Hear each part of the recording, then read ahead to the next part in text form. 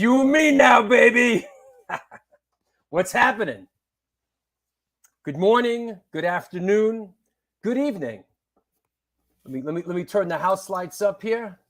Wherever you are, this is the New York Hardcore Chronicles Live, often imitated, never duplicated, sponsored by New York Hardcore Comics, The Organic Grill, the Texas Silver Rush, Chain Reaction Records and Skateboards, DTFM Vinyl Distro, Chacho's Tacos, Generation Records, and 126 Hardcore Clothing. What is going on? What's up, Michael? How are you, buddy? Are you getting my soap package together? Come on. I'm a dirty hardcore guy up here in New York. We're excited about Michael's soap package getting up here, our potential new sponsor. We need a soap sponsor, so you're the guy. What's up in Northern Ireland, Gary? Come on now. Hey, Gary, do I need to watch this movie Belfast? Is it worth watching? Not sure. What's your take on it? Is that a yay or a nay on Belfast? Right? D Ruck, what's up? Thank you. Gotta look good. I'm broadcasting worldwide. You know? Old school New York gamer reporting live from the salt mines of hell, aka Williamsburg, Brooklyn, working. Okay. You know, everyone's going on about the Satan interview. Satan is coming on the show. We're not sure what the date is of the Satan interview yet, but Satan is coming on the show. So get ready for that. Oh, Oxnard. Okay. Not mad at you out at Oxnard. Yep. Yeah, Chris Rock's hosting our 200th show, by the way. There you go. You know, that's cool. What else? We're gonna get into this Sunday, Lenny, for sure. Rampage Fest 3 this Sunday. We're gonna get into that. Hey, Jeffrey, what's up, brother? Good to see. Does it? I gotta fix that. Shit. All right, here we go. You've got a few questions for Satan. Tell you what. I'm gonna wave the Satan flyer at you. Now, we're not. Satan is committed to doing the show, but we're not sure what the date is going to be yet. You know, Satan is available to come on the show. All right. So here you go. For those wondering, right now it's the Sinful 666 episode. Satan, ruler of hell, swallower of souls, creator of rock and roll, will be coming on the show. So there's lots to talk about with Satan. He has a rich, vibrant history. So, but we'll see. Not sure what the date is going to be yet. You know? Yeah. Right now he's the 666th episode on a Sunday. Right.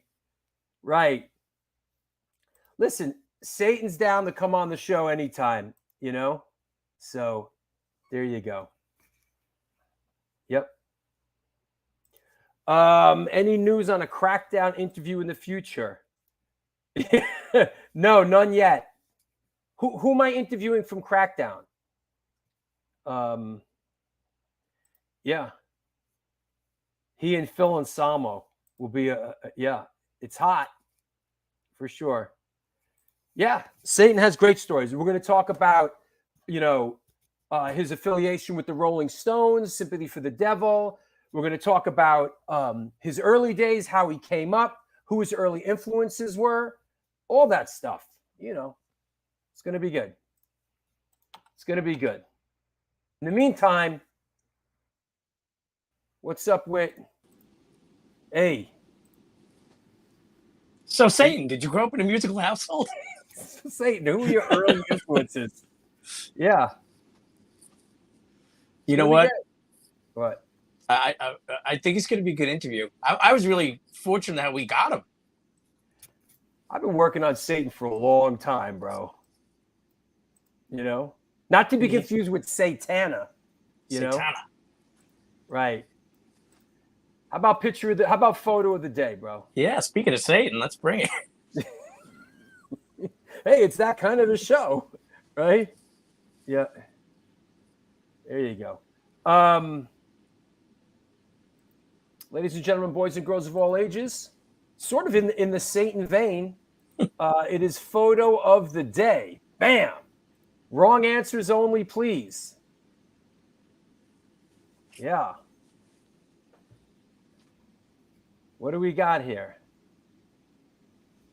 Hey, Bristol, England's in the house. Good. How you doing, Aaron? There you go. Hey, Sadiq, what's up? Yes, Flora's coming on today. Is it Satan? Is it Lemmy? Is it Harley? Is it Demigorg? Is it Crazy Eddie? Beelzebub will have his say. Beelzebub will have his say. Beelzebub will rise someday. Is it the Gimp from Pulp Fiction? Is it Scarecrow from Batman? Is it the Hounds of Hell? We getting anywhere here? Is it Sid Vicious? Is it Rambo? Is it not G.I. Jane? Oh, here we go. Here we go. Here we go. Yeah. Is it Venom? How about another one? Let's do it. Let's do it to it. Here is another one. These are cool, man. Here we go. Another shot from that. Is it Eminem? Is it Team? Is it Kanye West? God, no. Yep. That's the other. Is it Hell Yeah? Saw these dudes with Mayhem. There we go. Now we're in the right place. All right, Scott Earth wins with this one. Is it Dead Crew? Oh no, better yet, you just got topped. Is it New York Hoods? It's funny. That's funny. Yep. All right. Is it Baby Metal? Baby Metal puts on a crazy show, I gotta tell you. Yeah, I've never seen Baby Metal. But yeah, shall I get right into it? This is Hold on. we got any right answers in there? Yeah, all right, let's see if anybody has any right answers. Hold on. Let's see. Here's one that kind of has the whole band. Here you go. Boom. Right answers only, please. Is it the Templars? Is it Sun? How do you pronounce that? Sunno? I always said Sunno. Yeah. Sunno. My cousin played in the band before Sunno, Con 8. And that was the same guys? One of them. Ah. I think, what's his name from Sun? Oh, no. I'm sorry. My cousin, Alan, sang in a band called Old Lady Drivers. Yeah. That I know. Yeah, they were on Earache.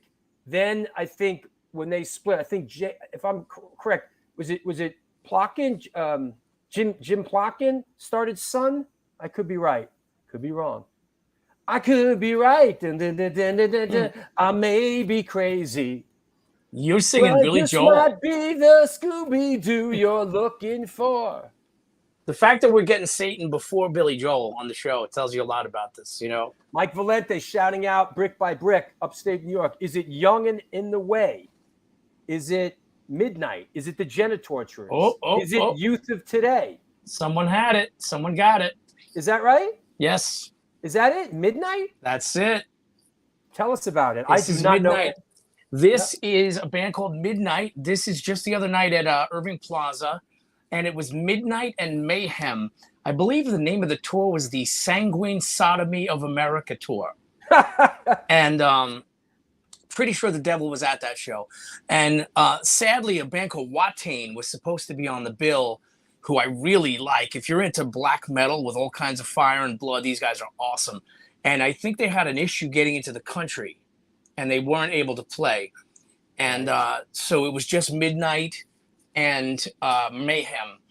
And I think Midnight blew Mayhem away. They were awesome. They, 3-piece I heard more Motorhead and like early '80s thrash in their sound than like a Norwegian black metal sound, you know. And really cool. They had songs like "Lust, Filth, and Sleaze," and one song was called "Fucking Speed and Darkness," and I was like, I was sold. They were great. They really put on a great show. And I think from what I was reading, the gentleman you're looking at, it's on the albums, it's one man, plays everything, writes everything, Oh, performs it's like everything. okay. It's And sort of like a ghost, right, like thing. he is the, and then he has a touring band with him. Man, I got to get something like that going, bro. But they were, I thought they put on a great show, and they tore it up. They were really, really good. And Mayhem was good too. Mayhem was drowned in so much red light, and it was a fun show. It's definitely a fun show. But this band I will definitely be seeing again. They were great. I thought they were great. God. And a lot of fun. In fact, I was talking Yes, to for Christ's sakes, I got it. It's a typo. I'll never live it down. I know it's 1865. All right. Listen, there's a lot of things happening here. All right. Shit happens. All right. Fucking Will Smith goes and smacks Chris Rock. I got it fucking wrong. It's a crazy. You're lucky that they're not going to smack you for a typo. You got to be careful. Yeah, I'm gonna get smacked up. I'm gonna get smack my bitch up. You know, it's interesting. I met a guy named Maurice at the show who's Danzig's photographer. Danzig has a photographer? Yeah, which I thought was kind of funny because Danzig hates getting his picture taken. So I guess this is the one guy. Hey, listen, let me tell you something. Wait, hold on. As much as Danzig hates getting his picture taken, I got to say that when it comes to me, he takes pictures with me. Well, maybe he just likes getting his picture taken with you. You know what? Wait, I got a great picture of me and Glenn at the Michael Alago premiere in LA. All right. For the dude that hates taking his picture, he took a good one here. I'm not mad at him. Oh, that's a nice shot. Look at that. With those long nails of his, you know? Yeah. You know? Well, I told you a long time ago, he's the only person that I ever got thrown out of a show physically for taking a photo. You know what? How's this sound? Next time you take a fucking picture at my show, I'm throwing you out. All right? You know what? New rule. There's a new rule. Don't take no pictures at my show. Anybody who takes their phone out anyone who takes their phone out at the show on Sunday, you're out. I'll get crazy now. All right? Pay attention to the show. Your friggin' phones. Fucking retards. But I like to take pictures. No excuse. Well, my segment would be just called Of the Day. All right. And you know what? You know, we got a big show on. Wait, what's up with this dude? Hold on. Uh-oh. Don't jump me. What's up? You always jump me. No intro? Oh. Well, are we doing a segment? I thought you were just going to pop on and we're going to talk about the show. What's going on? Well, we could just talk about the show. I had a bunch of stuff I was going to show what type of stuff I was going to bring, but I don't got to take over the show, you know? Thanks, I got my striper shirt ready for the Satan show. Oh, that's cool. I'm going to represent the opposition. I mean, Satan just can't push his way all over me, you know? So you're setting up outside the Rampage Fest, right? Yeah, I'm going to come. I usually bring some CDs and some shirts, and I try to, bands give me a lot of merch, to pitch back to the community and get the kids knowing who the hot bands are, So I really appreciate all of that, love that. But I'm actually going to bring a couple of really cool things this week. I just want to show a couple real quick, and we'll keep it rolling. Well, I feel bad now that I didn't do the intro. It's all right. It's all right. We'll do it as an outro. I'm going to bring these cars, guys. And these retail for like $1,300 a piece. Wow. Keep your hands off them. But, someone seriously, I'm going to pop them off for I'm going to have like 500 on them. If someone knows what that is, they're going to buy that. I did really well at my sale, and it really inspired me. But I'm going to bring some cool pieces because it is like our crowd. I'm going to bring some of these. Shout out to Larry Kelly. He gave me a few of these trucks, and I think these would be cool for like an artist that does graffiti instead of doing a train, you know, paint the sides. You know, I got a few of these. I'm going to bring these like trailers from Napa, you know. I'm going to have some, of course, comics on deck. Nice. Nice. I got some comics. Oh, feeling that I Thor, like bro. Yeah, this is Thor. John Buscema Thor, not Yo, that's Jack my Kirby. jam right there, bro. Yeah, I love John Buscema. Yo, that's the one with Mephisto. Hold that up, bro. That's Yeah, dude. Mephisto. It's a great one. I just got this. Yeah, I love Buscema. As I was just about to say Conan, because John Buscema did the best Conan, in my opinion. Yep. Even though most people could say Barry Smith. So I'm going to have some comics for sale. Sergeant Rock. I used to dig the Sergeant Furies, man, and his Howling Commandos. So, yeah, I got a few comics. All right. I got some Black Series. So just know I'm bringing a lot of cool shit this time. You know, Boba Fett right now. It's kind of glad. There you go. Hey, you know, this show that we're doing is it is co-sponsored by our friends. Let me get it up. Let me get it up. Women of the Pit. Yeah. And so let's take this. You know what? Since you guys were How about Lori Dawn? What's up? Lori Dawn. Yo, this is going to be the host. This will be the host next year. Old Mike Tyson. I bet no one will be trying that shit next year. Old Mike Tyson's up there. Yeah, we'll have Mike Tyson host the Oscars. Him or Junkyard Dog? Ooh, Junkyard Dog. Hot, right? So I'm going to have a bunch of cool shit for sale this weekend, guys. Check me out. I'm looking forward to the show. Lori Dawn, we're psyched. How are you? Yes, we are very psyched as well. So very excited for the show this weekend. You know, it's going to be awesome. There's going to be a bunch of us there. We're hoping people come out. Yep. You know, the bands are Fright, Scum City, Crossfire, formerly Ape, Maafa, and rumor has it that Sab Gray from Iron Cross is going to be doing a song with them. We are doing a High and the Mighty reunion, which has like been in the works for 2 years, dealing with these friggin' clowns. Of course, the mighty Rebel-Matic, and then Lenny and Fahrenheit 451. So we're excited. Yes, so we're going to have, you know, people hopefully driving down from everywhere. There's going to be women in the pit, women on the stage. It's going to be good. Yeah. When are you coming down to New York? Tomorrow? So I was supposed to be down today. I had a frog emergency at work, so I will be driving down tomorrow. Okay. Good. And, have you recovered? Have you recovered from the Brockton show? I have recovered. That was a great show, a great night. You know, thanks to all the bands. I mean, everybody was amazing. It was a cool venue. What was that? It was a cool venue. Yeah, it was a really cool venue. Here is another flyer. This is our High and the Mighty version of the flyer. This is the High and the Mighty reunion show we're doing with me, Zum, REA, and Tristan. And so come on down. It's going to be great. DJ Sid, the Kid. Nice. So there you go. Great too. All right. Cool. Well, hey, you might have to introduce my band, Lori, because I can't. We're going to work on a good introduction for your bands. I can't introduce myself. It's corny.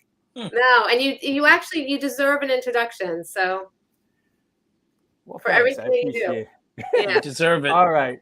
I'll see you guys later, all right? Okay, thank you. Rat, Steven, Lori, I'll see you in a bit. Are you driving down? Yep, driving down to Long Island, and I'll be there probably till Tuesday. Okay, till Tuesday, huh? Well, I need to recover after Sunday's show. All right, I'll talk to you soon.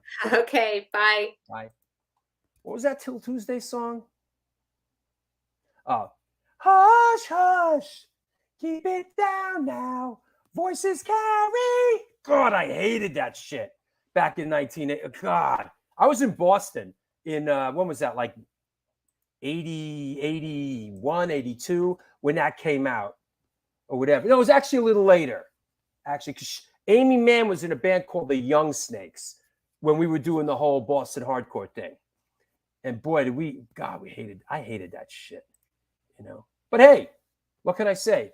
I was a teenage skinhead. I hated everything. All right. Yeah, Gangrene did a cover of it.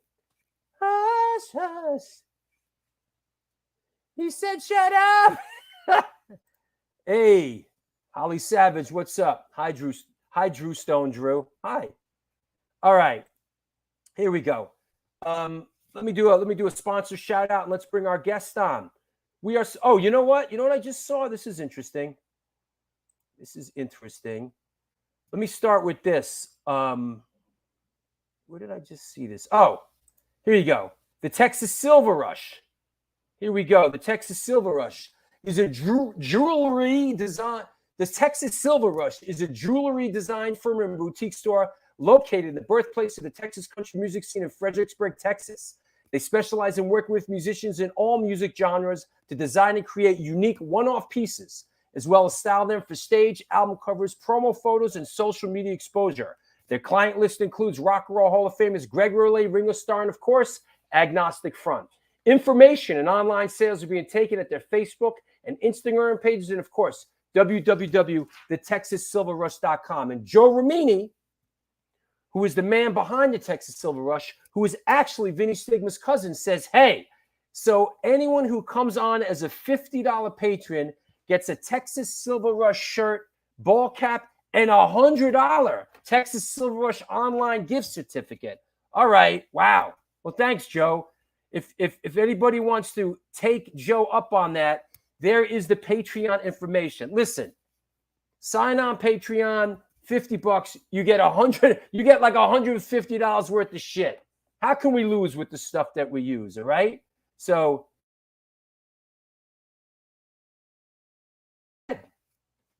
let's get on it.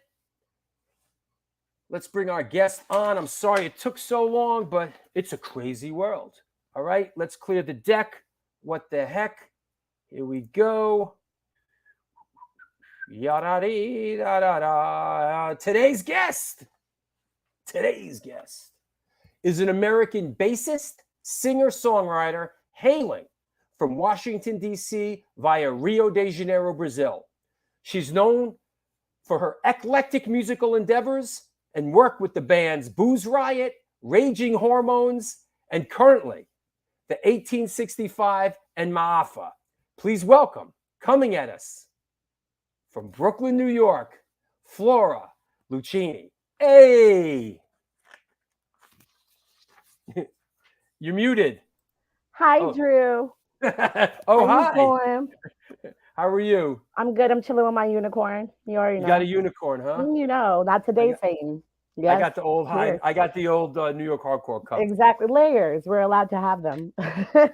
How's things in Brooklyn? Everything is good. Lots of lattes, lots of gentrification, the usual. Loving it. Lots of gentrification, yeah. You already know. You know, Brooklyn, they say Brooklyn is it's more expensive to live in Brooklyn now, like than Manhattan. Oh, I believe it. Absolutely. Yeah. Or at least equal. Yeah. At the very least. Absolutely. Hey, Mei Ling. That's my baby. Look, all your people are showing up. Yes. All your pals. Yes. Love you, Holly. Yep. Yes. Even Ann making a rare appearance. Yeah. All right. So let's get right to it. Because we got a lot to talk about. How did you come up? Where were you raised? Where were you born? And did you grow up in a musical household? Oh, absolutely. Before we get into it, I want to shout out one of my tribe daughters, Rachel, who got Midnight as the answer to the picture of the day. That was all her. Okay. She was in Choked Up and Universe Ignore Her. So I just want to give her a little loving. And all my tribe, everybody out there, Rebelmatic. Hey, babies. I was born in Brazil and I came to the United States in 1991 and came to Maryland, to DC, that area, and grew up there. My parents are both jazz musicians. My uncles are all jazz musicians, my aunties as well. So I came from a long line of musicians, activists, filmmakers, which is why I've been working on documentaries and shorts and things like that recently. And so I grew up with my mom playing saxophone till this day. She's a tenor saxophonist. You're getting a little ahead of me. How's Wow, that? there you go. How's That's that? my grandma. Oh, that's me and grandma in Brazil when I was a baby. Okay. All right. Yeah, my grandma is awesome. She's still with us. Back in the day, she was an activist, worked as a cultural ambassador for the Ford Foundation, which is how we got to come to the States.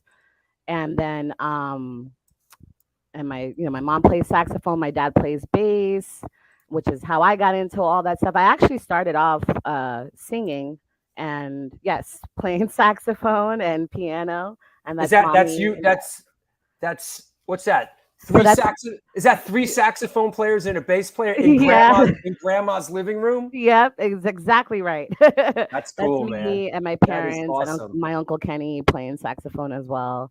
So we Wow. do jam sessions every year for Christmas growing up. And then later on in my life, I used to do jam sessions for my birthday. And then, yeah, and been doing birthday shows and things like that as well. And Cool. that's us. Yeah. Hold on, you sent me a lot of great pictures, Thanks, you man. know. Oh wait, here's another one. Yeah, we like doing pictures here, you know. Yes. I love Here's now. So at this point, you're living. How old were you when you left Brazil and came to Brooklyn? I was like about five or Okay. 6 when I came. So do you have any Brazil memories at all? I do. I went to school there. Still have friends, almost all of my family there.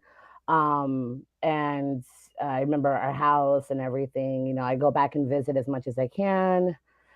And yeah, that picture was taken. That picture is actually a funny story. I was at the park with my family. I can't believe, I don't even know how you found this photo, but I was, yeah, Hey, you do your research. You do your research for sure. I work on this You motherfucker, work hard, very Yeah. much so. I was at the park with my family. This is right around a couple years when I first got here, and a photographer was doing a commercial for something for like Mhm. some like gas company or electric company, and they wanted to take my photo. So it was like my first modeling gig. That was the baby. There you go. So you Yeah, remember that. I do. Yeah. Now, your dad, wait, do I have a dad Yeah, shot? I think I have a yeah, dad. should. I think I have a your dad is Leonardo Yes. Lucini. Yes, like the turtle. Yeah. And he is a pretty much a world renowned what's this how a how would I explain? He's more than a jazz musician, right? Yeah, yeah.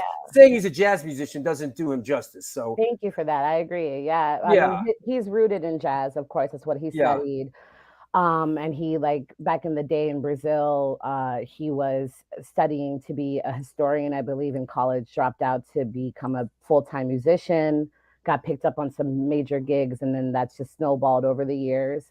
But he's a session bassist and he's also an arranger and composer, but mainly he's an educator. So he teaches music on the collegiate and the high school levels and privately. In Brooklyn. All over, yeah, Brooklyn, online. He's done it since the 80s. Yeah. How about your dad ripping it up right here? Yeah, my dad was a skater who was like in the Pink Floyd cover How band. cool is that? He's ripping it up. That's Poppy. Wow, that's cool. I love it. And that looks like it's in Brazil, huh? That is in Brazil. I believe that's in the 70s, if not the early 80s. Ripping it up in Brazil in the no pads, nothing. Just nothing. That's it. That and then straight to the beach. That was the day. There you go. I love it. There you go. That's cool, man. That's awesome.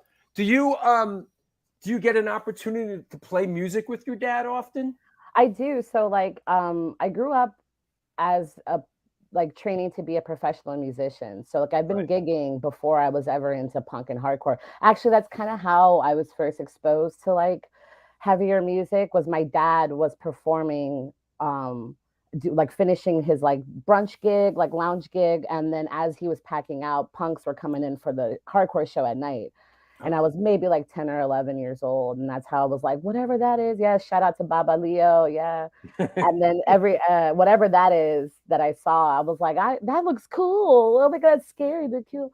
So I grew up playing saxophone, piano, voice, bass, guitar, percussion, and I've been gigging my whole life, and that's what I do outside of hardcore. I gig professionally, and that's one of the things that I wanted to incorporate in Maafa was to kind of bridge all of my worlds together, like make them all collide and bring like the professionalism of having like a lot of people who have seen my band have seen different lineups every time because I do a lot of session work. Yeah, that's us. And so like I'll bring on different drummers and bass players and whatever to sub out because I want to play with everyone, you know. And it's just good. That's just kind of how it is in the jazz world, and bringing that also the sophistication of the composition, you know, because Maafa is my solo project. So like I wrote all the music and lyrics and arrangements and stuff, and I get to hire these amazing people that are like my family to play the music, and they make it sound like that. That's all them. Sure. Yeah. It's nice to have an outlet like that where you can bring in different people. I mean, absolutely. Yeah, because I know how that feels. But going back to like working with your dad, I can relate to that because this new film that I have out, my dad was involved in it. So yeah. you know, my I mean, dad's you know what it's like to have a very high profile parent who's done a lot of creative works that are recognized globally. And we definitely have bonded on that, you and I. And my dad is definitely, my parents are like my best friends and I love them. And I'm definitely a daddy's girl for sure. That's awesome. And I love him forever. And he's just been great, very supportive. He's one of the first feminists I've ever met when I was younger. It was my dad. And he's, oh God. Yeah. Little fresh cut Flora with her Dropkick Murphy shirt, hanging out, getting food for Poppy. Rep that shit. A lot of rep it, yeah. That's interesting. That shirt I got because I think it was that summer or the summer after was my first time doing like a summer camp, like a baseline summer camp at Berklee College of Music. I ended up then going to college there later in life, and I'm back there now, actually. Right. Prepping for grad school. Cool. We'll touch base on that a little bit. So you're in DC. You know, music is certainly a part of your universe. How did you get exposed to early to punk and hardcore? So I started going down a rabbit hole just by watching TV of like getting exposed to music that's not jazz and Brazilian and Latin jazz and African music, because I'm also of Nigerian descent on my father's side. So there's a lot of I'm African descent on both sides, but the Nigerian part, the Yoruba part, is way more prominent in my life and my culture. And so I was exposed to a lot of great music. And in DC, the interesting thing about DC is that a lot of the musicians that played with my dad that I saw were like the professional going to the session gigs and whatever. Sure. They're like into Bad Brains and stuff, you know, and they've been around forever. So they used to go to like Kaffa House and Fantaz and Wilson Center and all that stuff back in the day. So I got into like Hole and got into Heavens to Betsy and Babes in Toyland, a lot of Riot Girl, a lot of singer-songwriter stuff like Paula Cole and Lisa Loeb. And I fell in love with that music, but I kept all through my formative years into high school, I was always searching for something heavier. I just didn't have the vocabulary to express that that's what I was searching for. So then I got into punk. And punk was great for a while, and it definitely got me my first gig, you know, with Booze Riot and stuff like that. Had a lot of fun. Still wasn't aggressive enough. And this was all happening in DC, right? This is all happening between like 94 to 2000. Like 99 was my first like hardcore show. I don't remember what the bands were. It was an all ages show at American University. Oh, wow. And it was one of the only shows I could go to. And the bands that were around at that time that I ended up booking and playing with and whatever were bands like Aftermath and Majority Rule and things like that. They were really popular at that time. Okay, so and how did you fall into is it safe to say hardcore thing? Yeah, it is, because I went through many different phases of trying to search for what spoke to me the most. because all of it speaks to me. Hardcore, punk, you know, even some type of metal. I know my guitar player is watching, like, you always give me shit, you know, and all that stuff. And just being exposed to all those people, I got into hardcore. I don't believe in accidents, but I got into hardcore. My mom was playing at Blues Alley, which is a very famous, like our Blue Note in DC.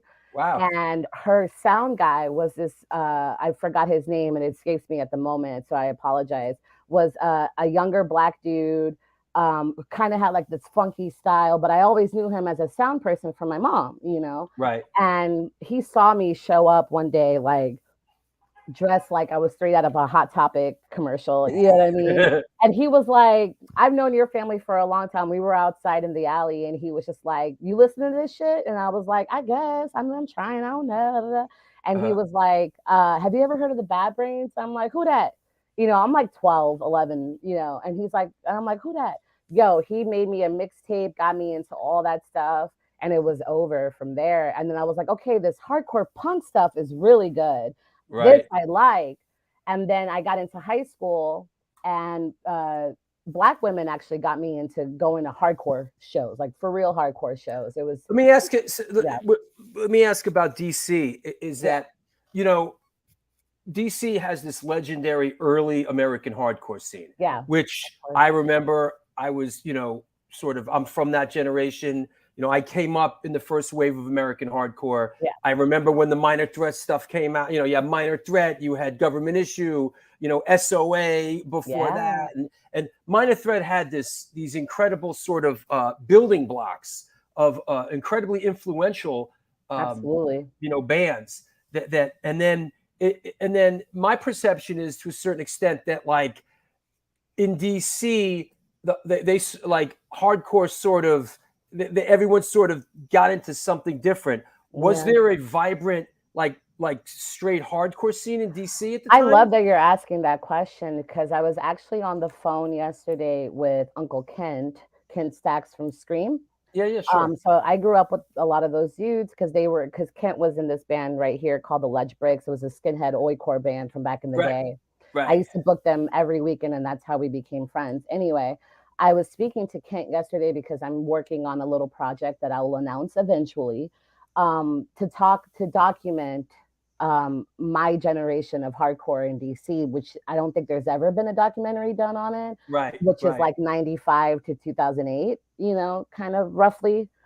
And yes, not only was there a huge vibrant hardcore scene, you know, thanks to a lot of people like my friend Chris Moore and back in the day, you know, 86 Mentality and Coke Bus. And even before that, you know, they've always, the 666 House, I used to go to shows there all the time. And they've been putting on shows and keeping the spirit of what I see as, you know, the Minor Threat DIY part of DC hardcore alive consistently. He still does it. I think he does the Damage City Fest, I think it's what it's called, and things like that. So I believe that is still very much alive. My side of the hardcore scene was a little smaller and had it was a lot more like New York, Baltimore vibes to it. You know, a lot of Baltimore kids would come hang out. Yeah, Uncle Skeeter.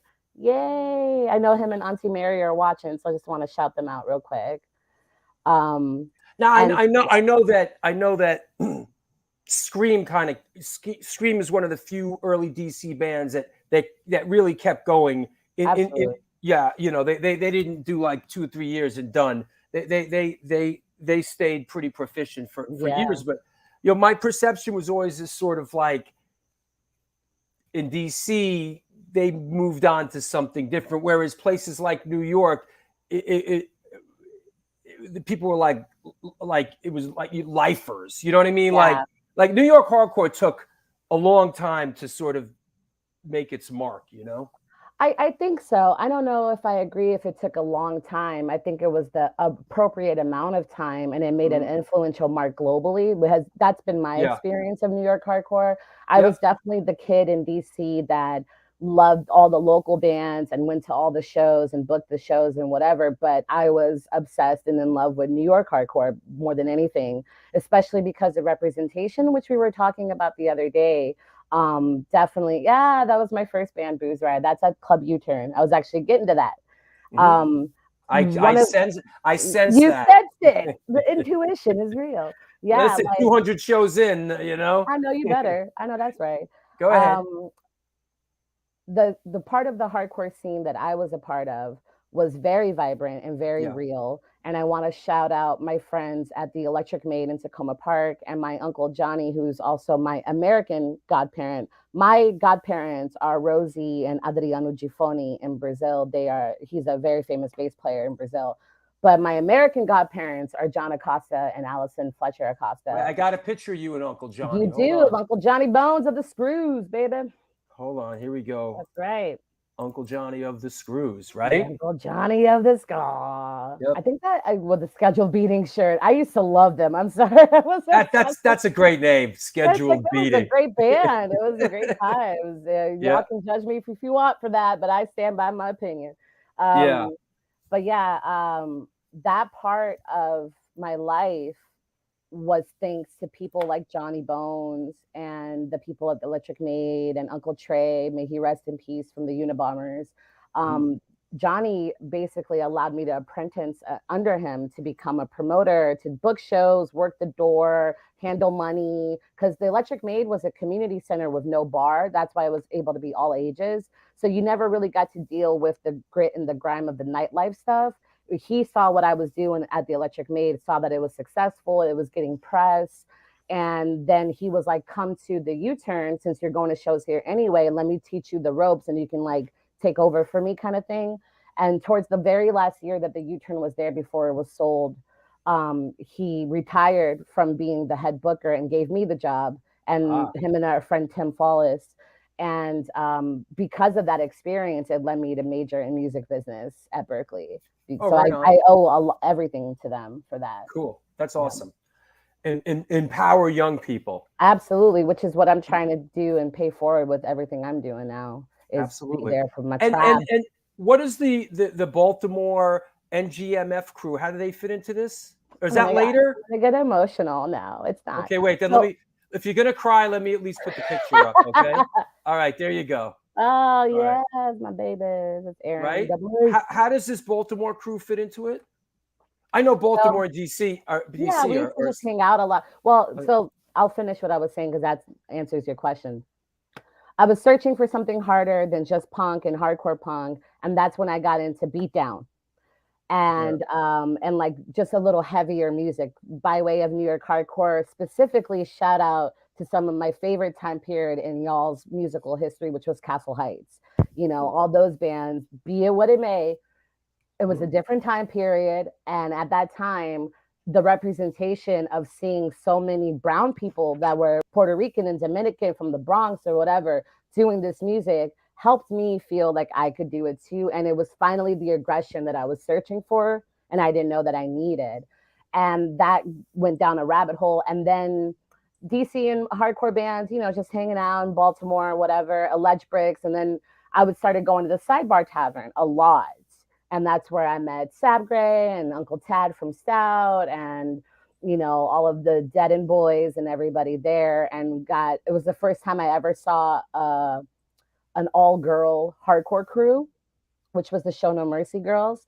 When I first shaved down, at that point I became a skinhead and I wanted more New York hardcore and things like that. When I first shaved down, I don't think there were any other women around besides my girl Shannon that were into like, you know, being a bird. Here you go. Boom. Yeah. Yeah. Fresh cut. Get your hair. Yeah. That was me. I love that shirt. My little girl, Sarah, my baby. I love the dude. I love the dude that's peeking out behind you. I know, that's Matt. Yeah. He's awesome. So yeah. Town represent, I guess. I know we're jumping all over the place, but I just sort of want to flag it here and say that it's interesting you bring up the Castle Heights thing. And that's definitely lending some perspective because we have Kevin Castle coming on. We're doing a 20-year reunion. But what's interesting, Yeah, what's interesting is that we're definitely going to expound on this when Kevin's on the show, is that Castle Heights was a venue that a lot of black and brown people and all kinds of people, it was really a lot of really, it gave an opportunity for a lot of different bands to come up. And that was, for sure, which was a little bit different than some of the other venues. Absolutely. That. And well, not I think to say part of this because it was Queens. It was on fucking Northern Boulevard, that's right? what I was going to say. It's location for sure. Yeah. And I'm only going to speak on it to some extent because I'm not qualified. I'm not from New York, in my opinion. But I do definitely feel, as somebody who was very little at the time, growing up, watching y'all from the outside, peeking in, like, let me in, coach, put me in. Anything now. Right. Like, the Castle Heights experience from the outside was so formative and important for me to develop my ideas on what I feel I have permission to do in a scene that has always been perceived as inherently all white and male. But I was very blessed that I had Black women that got me into hardcore. All my bands have been majority POC. Most of the shows and bands that I fell in love with, 90% of them are New York hardcore bands, have women or people of color or different genders and identities, from Life of Agony to whatever, and I feel like, yes, that's not to dismiss the very real systematic issues in society, period, that hardcore will organically reflect because it's a community. But I don't want to also erasure the contributions and like the very massive presence of people of color in hardcore from the beginning, And I think, that's us, Booze Riot. And I think that that's like really important to talk about because Castle Heights was definitely one of the first times that Castle Heights has a very like important and special place in my heart for what it became and what it influenced down there. People don't know that those bands, how they influenced hardcore and beatdown in the DMV area during the late 90s and early 2000s. They play heavy into this new book that I'm doing. Castle Heights, that era, which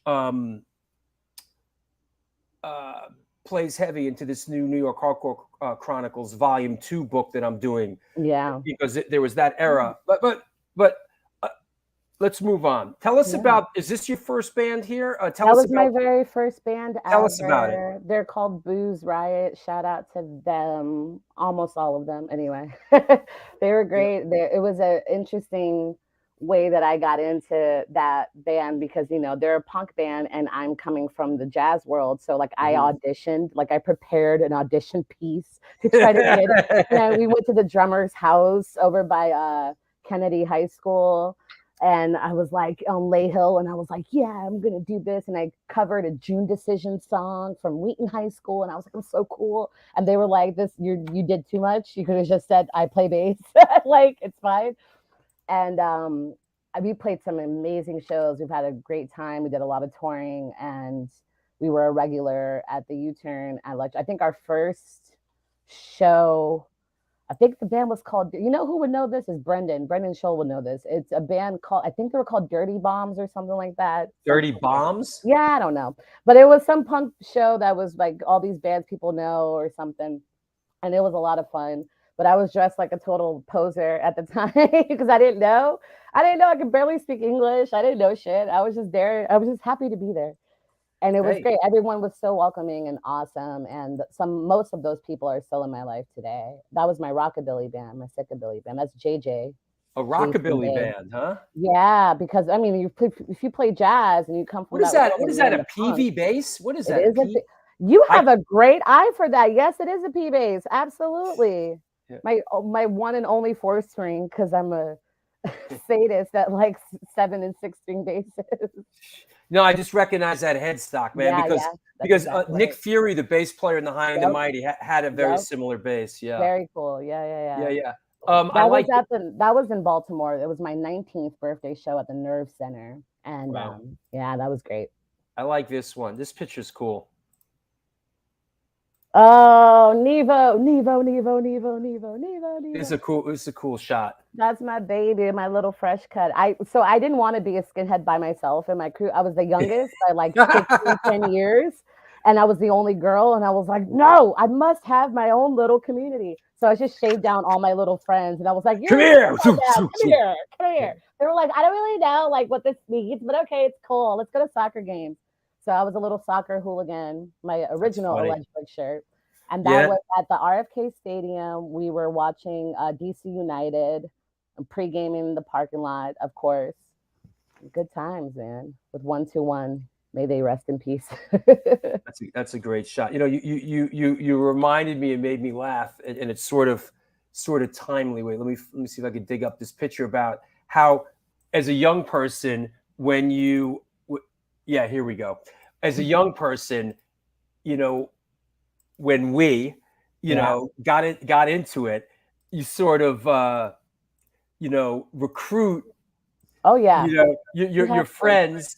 And here's a shot of this is me shaving Stephen Oswald's head. That's crazy. And Stephen Oswald was the drummer in the High and the Mighty, and it's perfect that, of course, we're doing a High and the Mighty show this weekend together. And, you know, we were young here, and this is what you do. You go, you know. Absolutely. You know, you're in. I'm shaving your head, and you're in. You know, my story is really unique and interesting because, and this is something my friend Ann and I talk about a lot. That when I first came in, when I first got into the whole skinhead stuff, you know, there weren't any skinhead girls in the area. You know, most of them, if they were around, were in Baltimore, and there's always been a little bit of tension between whatever, none of my business. I mind my magical Black business, and I keep it pushing. So I'm just here. I'm doing me. Thank you. And so my best childhood friend, her name is Shannon Freed. She's amazing, an amazing tattoo artist, amazing writer, artist, everything. And she was tattooing at Rick's Tattoo in Virginia. And so after hours, her and her punk girls got together with all the skinheads in my crew, and they shaved me down in one of the tattoo chairs because that's the only way to do it. And I think that's a pretty cool story in hindsight. It was a really cool, unique experience because all the boys got a barbecue in the backyard, and they got, they had to get their shit all messed up and cut, and people poured lime and salt in their wounds. Like, you're tough now. Me, it was like, oh my God, look at this distinguished young lady. Like, I love the name of your next band, which was Raging Hormones, as in ouch, as in as in the Raging Hormones. Hormone. Yeah. Okay. I just want to do a disclaimer for the world in 2022 of this. Go ahead.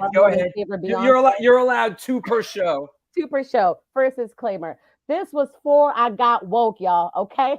Just want to let you know. That's all I gotta say. All it is. It's okay. No, I stand by it, man. You have to go through what you have to go through to be where you're at and where you're going. Sure. You know what I mean? Yep. That sounds very proverby, but it's true. So this was a great band. I loved this band. I love everyone in this photo. My first band. Michelle Monona says, "Wait, is that Travis in a tank top?" No, his name is Thomas. Close enough. Close. Yeah. He and I also ended up playing in the rockabilly band together, Pessimist Parade. Nate said, "Oof." All right. Don't let me pull up your photos, okay, bro? Oof. Let's talk about, we touched on it a second. I think we'd be, let's talk about this guy. Yeah. Baba HR, man. He and I lived very close to where he was at back in the day in DC. And yes, we do, Gina. We learn as we go, for sure. HR is really important to me. I don't really talk about it as much as I probably should, just out of respect for his privacy and for, all that stuff. But I grew up with him for a long time in DC. We all did. He was always around. We all were very blessed growing up. And I realize now, being in New York for so long, that New York has a very special love for HR. Oh, yeah. That you don't, it's not that we don't have that love in DC. Obviously, we do, very proud. But because he's your neighbor, DC is so small, he lives down the block, or you see him all the time. I think sometimes we get subconsciously, we take him for granted. and we take the history of the Bad Brains and what it really means to the world outside of just hardcore for granted. Another show for another day. But HR was like a mentor to me for a long time during middle school and high school. We lived close to each other, and he would always play Chief Ike's Mambo Room, and so would some of my hardcore bands. So we'd always run into each other. And he was the first person, after he saw one of the bands I played in, that I thought was like, you know, we don't sound that great, and I'm sure we did not. But he sat me down outside of Chief Ike's Mambo Room when I was probably like 16 or 17, and I was shaving down, the little skinhead girl. And he told me, you know, you are very talented and you're very smart. And if you want to make it, you should probably, you know, in a nicer way, he said, you need to get out of here and go to New York. That's where you belong, in New York. You should be in New York. Well, have you thought about that? And at first, you know, when you're young like that and you're obsessed with your community, you're like, well, you want me to get out? You want to kick me out? What did I do wrong? You know? In hindsight, a year or two later, I was like, oh my God, dude, you're absolutely right. Like, my politics were starting to form, and they were leaning more left, and like my world cultural views and my wanting to seek my blackness more, my indigenousness more, my womanness more, my immigrantness more, and understand what that meant outside of hardcore and inside of hardcore. Like, the particular community I was a part of was just not qualified and equipped to handle that as a whole. Some individuals maybe, but I did not have that support in that part of hardcore like I do in New York. When I got to New York, my mom's been here forever, same house this whole time. When I officially moved here on my own, I was welcomed as if like, damn, took you forever. Damn, sis, you here, let's get to work. Where in DC, like, the idea of using a djembe in a hardcore band was like pulling teeth. It was like, what? What? It was like the end of the world, with the exception of a few people who are, you know, our supporters off the bat. And so that kind of snowballed, and HR and I have always kind of like found our way back to each other as I've been growing up. He's always had his eye on me in his struggles with mental health. I thought I got to witness how a community like this can respond to a Black man struggling with mental health. And I'm not okay with that response. And I've been very vocal about that. And I understand that I can't expect things from people who don't have those tools in their arsenal to provide. So, but that's what these teachable moments with Flora from Maafa are for. You know what I mean? I just about that. I just revisited some Bad Brain stuff, and gave a real good listen to Eye Against Eye, which you know, this is something I haven't really listened to in a long time. Right, you know, right. and I have to say, is just me saying it. My opinion, it is really the last great, through and through, soup to nuts, really great thing that they did. I mean, after that, there was other pieces that were great, other things. There was moments of, but that whole thing, soup to nuts, is just Eye Against Eye. Is my opinion. Next to the cassette. That changed my life. That's the thing about music and the arts. I know I get into a lot of debates with people every once in a while about certain things.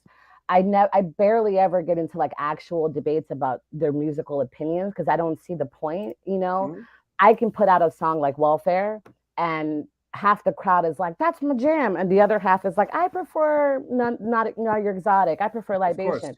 It doesn't mean anything like personal to anyone. It's like the whole point of the art is that the reason why we don't put out one album with one song all the time and we have all the tracks is because it's supposed to speak to you where you're at, you know? And I think if that's your experience of that album, I think that's great. I think that's awesome. Who is this person in the picture with you? Oh, wow. This is Dr. Marta Moreno Vega. And that's Sergio Vega from Quicksand's mom. Yes, that is his mommy. Right. She is a really, really famous, well-known, amazing, deserving of all the flowers, activist, writer, spiritual leader, businesswoman, just everything you can think of. She's everything I want to be when I grow up kind of person. And she's the founder of the CCCADI, the the Caribbean Cultural Center African Diaspora Institute. Oh, sorry. As she, this is us working an event. I was working for the Black Latina Movement, which is a theater company out of Inwood and Harlem, back in 2011, I believe this is, or 2010. And I was at the Lincoln Center working an Afro-Brazilian event called La Vagem da Rua. And she was there. And she's part of the curating committee for those kinds of things, I believe. And are those Alekis? Are those Alekis you're wearing? Yep. Okay, you know what, Drew? Come on with the proper terminology. I see you, brother. Mm-hmm. Listen. Drew said I have Flora on the show. I ain't trying to get doxxed. I gotta come correct today.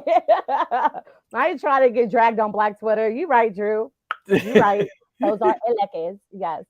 Well, we don't need to get into my past here. You're the guest. You don't need to go there. We don't need to talk about my past on this show and why I know all this terminology. Yeah, I'm scared. I don't know. I'm afraid. I'm just gonna sip my tea and shut the fuck up. That's what I'm gonna do. Listen, I'll talk to you this weekend. Yeah, let's do that. You text me later because the devil is a liar. I ain't about it. Yeah, right. I love it. Yeah, Martha is amazing. Dr. Vega is amazing. Her books are life-altering. All the work she's done and continues to do in Puerto Rico and here. I did not know Sergio's mom. Had that. In all honesty, at that time when I met her and I was interviewing her, I was a journalist for that company. At that time when I was working with her, I had no idea she had a son, let alone that was her son. The last name Vega was just in one ear out the other. I did not put two and two together at all. Sure. Thank you, Fred. I love you. Shout out to Silence Equals Death, though. Oh, yeah. That one song with that intro. Ooh, they can play. Yo, they're smoking. I've been going out to see them play. They're really smoking these days. They're just killing it, man. Yeah, I'm not mad at them at all. They're smoking. Wade and them, and Fred and Wade. Like anytime Fred wants to come over to Maafa, let me know. Sucking guitar, what's good? I've been trying to. Hey, let me take a break. Let me take a sponsor break, a couple of minutes, and we'll come back and we will continue our journey. Okay. All right. All right. This is the New York Hardcore Chronicles Live, and our guest is Flora from Maafa and the 1865, and we are sponsored by New York Hardcore Comics, the Texas Silver Rush, Chain Reaction Records and Skateboards, DTFM Vinyl Distro, Chacho's Tacos, Generation Records, 126 Hardcore Clothing, and everyone's favorite, who will be providing food for the bands this Sunday at Rampage Fest 3 on the Bowery. It's free. Organic Grill. It's a vegan restaurant located at the East Village of New York City at 123 First Avenue.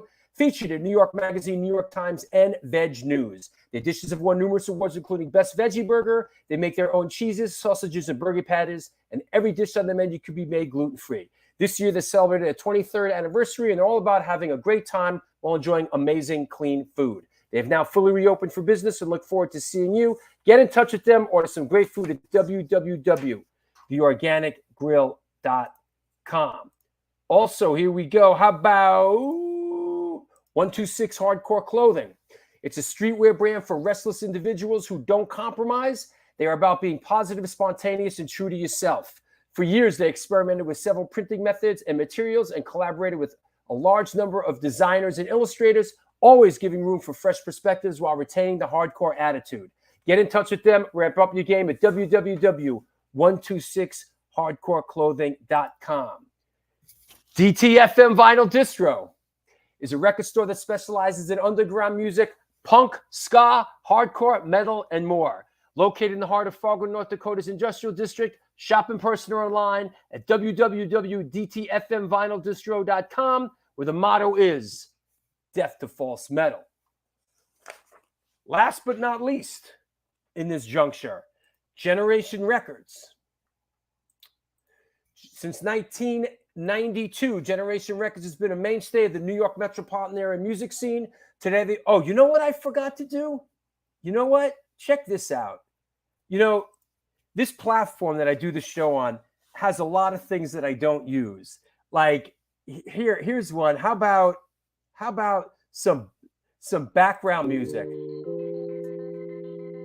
for our sponsors. Let me find a cool one. Hold on. This one's called Feeding the Ducks.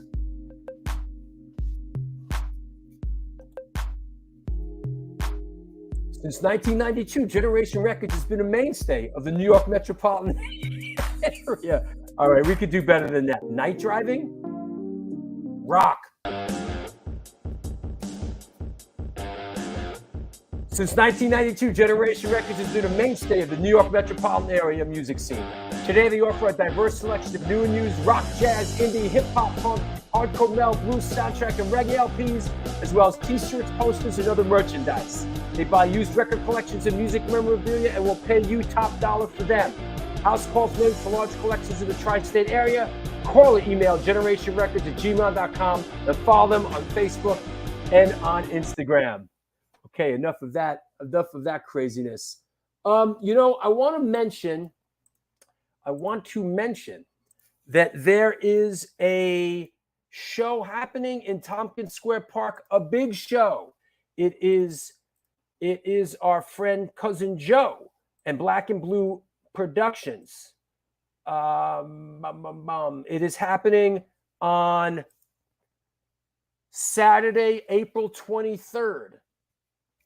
Very similar to the bill from a year ago with The Capturers, Burn, Wisdom in Chains, Murphy's Law, and Madball. There is a GoFundMe for to cover the costs that bring in the big stage. There's a lot of expenses to put this show on. Please contribute to the GoFundMe. Yes, everybody knows that's right. It's going to be great. Big show, Saturday, April 23rd in Tompkins Square Park.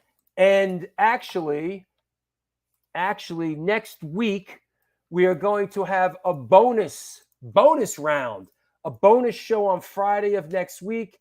Cousin Joe's going to come on the show. We are going to talk about the show in the park, and we are going to talk about the Black and Blue Bowl, and we're going to bring on some guests, a bunch of people that are playing these shows. So a week from Friday, April 8th, we got Cuz coming on the show. We're going to talk about this stuff. Is that right? Is Chris Enriquez playing drums for Burn? I did not know that. Okay. All right. What is that? Oh, did somebody pick up on the keyboard? Yeah. How old is that keyboard? No, it's an editing keyboard. I use it for my. It's an editing keyboard for film, for Adobe Premiere. Actually, originally Final Cut. All right, cool. I did not know that. There you go. You liked? All right, you got a little love. That camera angle got a little love. We'll use it some more. You know. So there you go. Yeah, the show last year caused a little drama, but you know, that's how it goes. What else? That's it. Let's bring our guest back on and let's continue our journey. Hi. Let's do it. Hello. What's going on? Why am I hearing an echo now? Do you have the show on somewhere else that it's echoing? Nope. All right. Not that Stand by. Technical difficulties. Not that bad. So moving forward, tell us about. Let me see. You sent me so many great pictures. Thank you. You look at my notes. Oh wow! You know what? This I like. How about this clip here? Eu vou pegar minha viola. Eu sou o negro cantador. A negra canta deita e rola. É na senzala do Senhor. Vou tocar fogo no engenho, meu país. Aonde o negro apanhou, mas canta aí. Mas canta aí, mas canta aí, mas canta aí.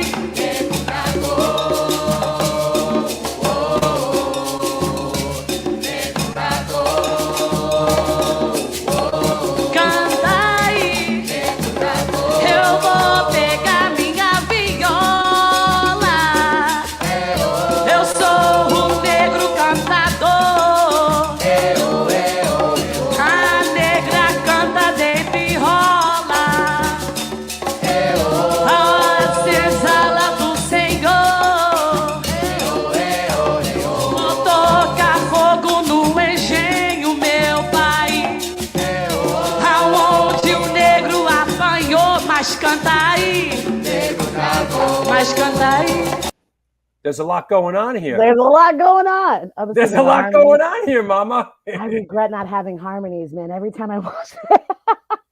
I Wow, sing the harmonies. that's so. Give us the background. That's a Berklee College of Music performance It is in their yeah. auditorium up there in Boston. Yeah, at the Berkeley yeah. Performance Center, BPC, Yeah, yeah. right on Mass Ave. I used to I live on remember Mass Ave across from Wally's. Sure. Yeah, it was Sure. a great time. I used to do those jam sessions. So my time at Berkeley was amazing. I know a lot of Berkeley students have mixed feelings about their time there. And sure, it came with challenges and came with a lot of, problematic stuff. I mean, it's Boston, that time period, whatever. But Berkeley, I'm forever grateful for them and I rep them hard. Like I'm one of those, I go hard for my school people. And it changed my life. And I met people that I'm going to love forever. And one of those people is my mentor and who's like a second dad to me. His name is Dr. Lawrence Watson. And he was my Africana music and cultural studies teacher, as well as my stage performance teacher. He gave me my first 2 jobs at Berkeley in the ensemble department and as his TA. And I was walking by this rehearsal room one day and I heard like people trying to play Afro-Brazilian music or talking about Brazilian music. And I saw Mr. Watson and I peeped in and I was just like, I had opinions about what I was hearing. And he was like, well, then come over here and tell me what you really feel. And I was like, well, that's actually because of this and whatever. And then I asked him what this was for. And he told me Berkeley is giving Harry Belafonte a doctoral degree, an honorary doctorate degree. Wow. And he was the person that was hired to curate the ceremony to present the degree to him. So in that clip, Harry is sitting like right there in the front row, which, as I was saying earlier, you don't see me looking down because it was nerve-wracking to perform in front of the All right, turn the volume down so we could see you, but you could talk still. Go ahead. Yeah. So, I was able to come up with this segment on my own. And what I did was, before you see me sing, I'm actually dancing with the other ladies. So I choreographed the dance. I co-choreographed. The young lady in the middle, she actually did a lot of the choreography with me. And I arranged and kind of just put everything together and performed the song. And it's a song called Quilombo Axé. And a Quilombo means, a Quilombo is, how do I explain it? A village or a settlement, I don't know the proper terminology, that African people in Brazil, when they escaped and revolted against enslavement, they would settle into these little communities that had like their own economy, own food, own everything. Until this day, that's what it is. I know people always want to compare us to Sepultura. Okay, just because we're Brazilian, I get it. Love them, but but they talk a lot about quilombos in their music. So if people that are, you might want to revisit that because that'll whatever. So quilombo, axé, and axé, whatever, however you want to pronounce it, has to do with Yoruba tradition and religion. Which is a big part of our revolt against and resistance against white supremacy and enslavement and things like that anyway, which is what the name Maafa means. The name Maafa, was the time during the Swahili, Middle right? Passages. It's Swahili. Yes, true. Yes. It's Swahili. I know. Yes. Okay, Drew, see, you go and you ruin it. I was rooting for you. Listen, it's a long, hard road.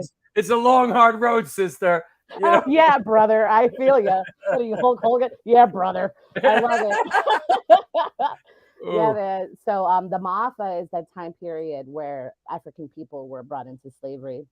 Let's And it's talk. also to refer to everything that's been ongoing since then. Like the Maafa is still happening, kind of thing. Let's talk a little bit about the other group you're in, which is the Yeah. 1865, which also has our good friend Sasha Jenkins in it, correct? Yes, yes. Sasha Jenkins, Honey Child Coleman featured in this Right, photo. right. And our drummer, Jason Bernard Lucas, who goes by Biz, my Hmm. homie, amazing drummer. He also plays djembe in Maafa. Ah, And we share a drummer with Rebelmatic, Ramsey Jones. He's uh-huh. also the original drummer of Maafa. And yeah, the 1865 is amazing. I love that you're bringing this up because I want to shout out Ryan and James Spooner and all those folks because Sure. it kind of all leads together to this. So growing up, outside of seeking more aggressive music, I was also always seeking representation because I always felt like, as problematic as it is, I always felt like a part of me subconsciously needed permission to be here, needed permission, either as a woman or as a person of color, to be into hardcore as intensely as I am. Did I lose you, Drew? You're gone. Okay, No, well, this is the no, floor from my office show. no, Damn. you never truly lose me. Okay.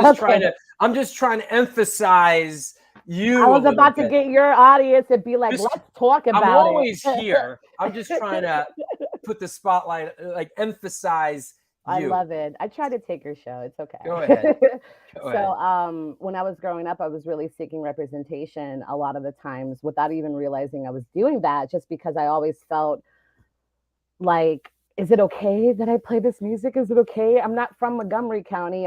My parents don't work on Capitol Hill. I'm from PG County. I'm from Southside. I'm from Columbia Heights. Is this okay? Kind of thing. And it became like Castle Heights, like New York hardcore had a lot of representation. Ironically, like I know people are like, wow, but like New York hardcore had so many people of color in y'all scene back then. It's ridiculous. Like Ryan and everyone, like whatever. So I remember like the older skinheads and punks would come up to CB's to go to y'all shows. And because I was too little and my parents didn't want me going there like that by myself, they would bring stuff back like cassette tapes or demos or a lot of compilations and flyers. And I remember seeing this thing for Sister Girl Riots or whatever at CBGB's. And I was just like, and then the Afro punk stuff, like seeing Honey Child's face, seeing Tamar Colley's face, and I was just like, we we could do this. This is okay. This is happening outside of DC. We can do this. I was just shooketh. And then somebody got like a boot. Sorry, James. He knows the story. James Spooner knows the story. Somebody burned a copy illegally of the Afropunk documentary and gave it to me, and I watched it at a friend's house. This band called Brain Damaged. They were this oi band, and I'm watching it, and I'm in Cheverly, Maryland, and I'm watching Afropunk, and I start getting really like emotional, and all these things are coming up, and I'm seeing Tamar Colley, I'm seeing Ryan, I'm seeing Mo from Cypher, I'm seeing Candiria, I'm seeing Honey Child, and I'm just like, it was like boom, boom, boom, boom, boom, like sensory overload. Everything you've ever wanted to just see a little bit of is now like overwhelming you. The very next day, I started Curbside Revenge, which is the predecessor to Maafa, and it was my first all black band and my first time singing, just not playing bass, not writing anything, just singing. Anyway, I've had like posters on my wall of people like Honey Child since I was in high school. That's And the fact awesome. that years later I come to New York, I get to meet everyone, and now they started 1865 started with just as a trio.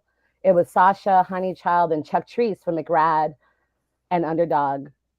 Now, I, I, I went and saw you guys play You did.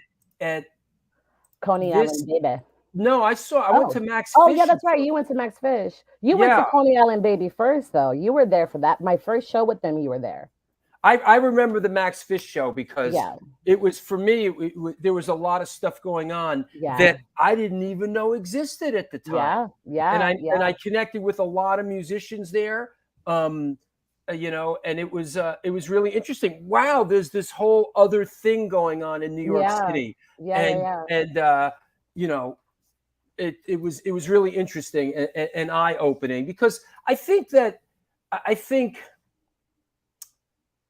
there's I think it's to a certain extent, maybe it's human nature, is like people there's you know, community and culture, and people kind of click up and sort of create their own sort of little universes. Yeah. So everything is not, you know, everything's not totally blended together. You know, you sort of have these cultures and subcultures and scenes and sub-scenes, and you know, a lot of people think that, oh, New York hardcore, you know, it's this, but actually there's so much beyond that veneer that there's you know, for a long time people, oh, New York hardcore, you know, Madball and this and that, and there's so much more beyond that. There's so many sub scenes, whether it's, you know, the sort of the real young kids have a scene that wants nothing to do with that, and there's this at all.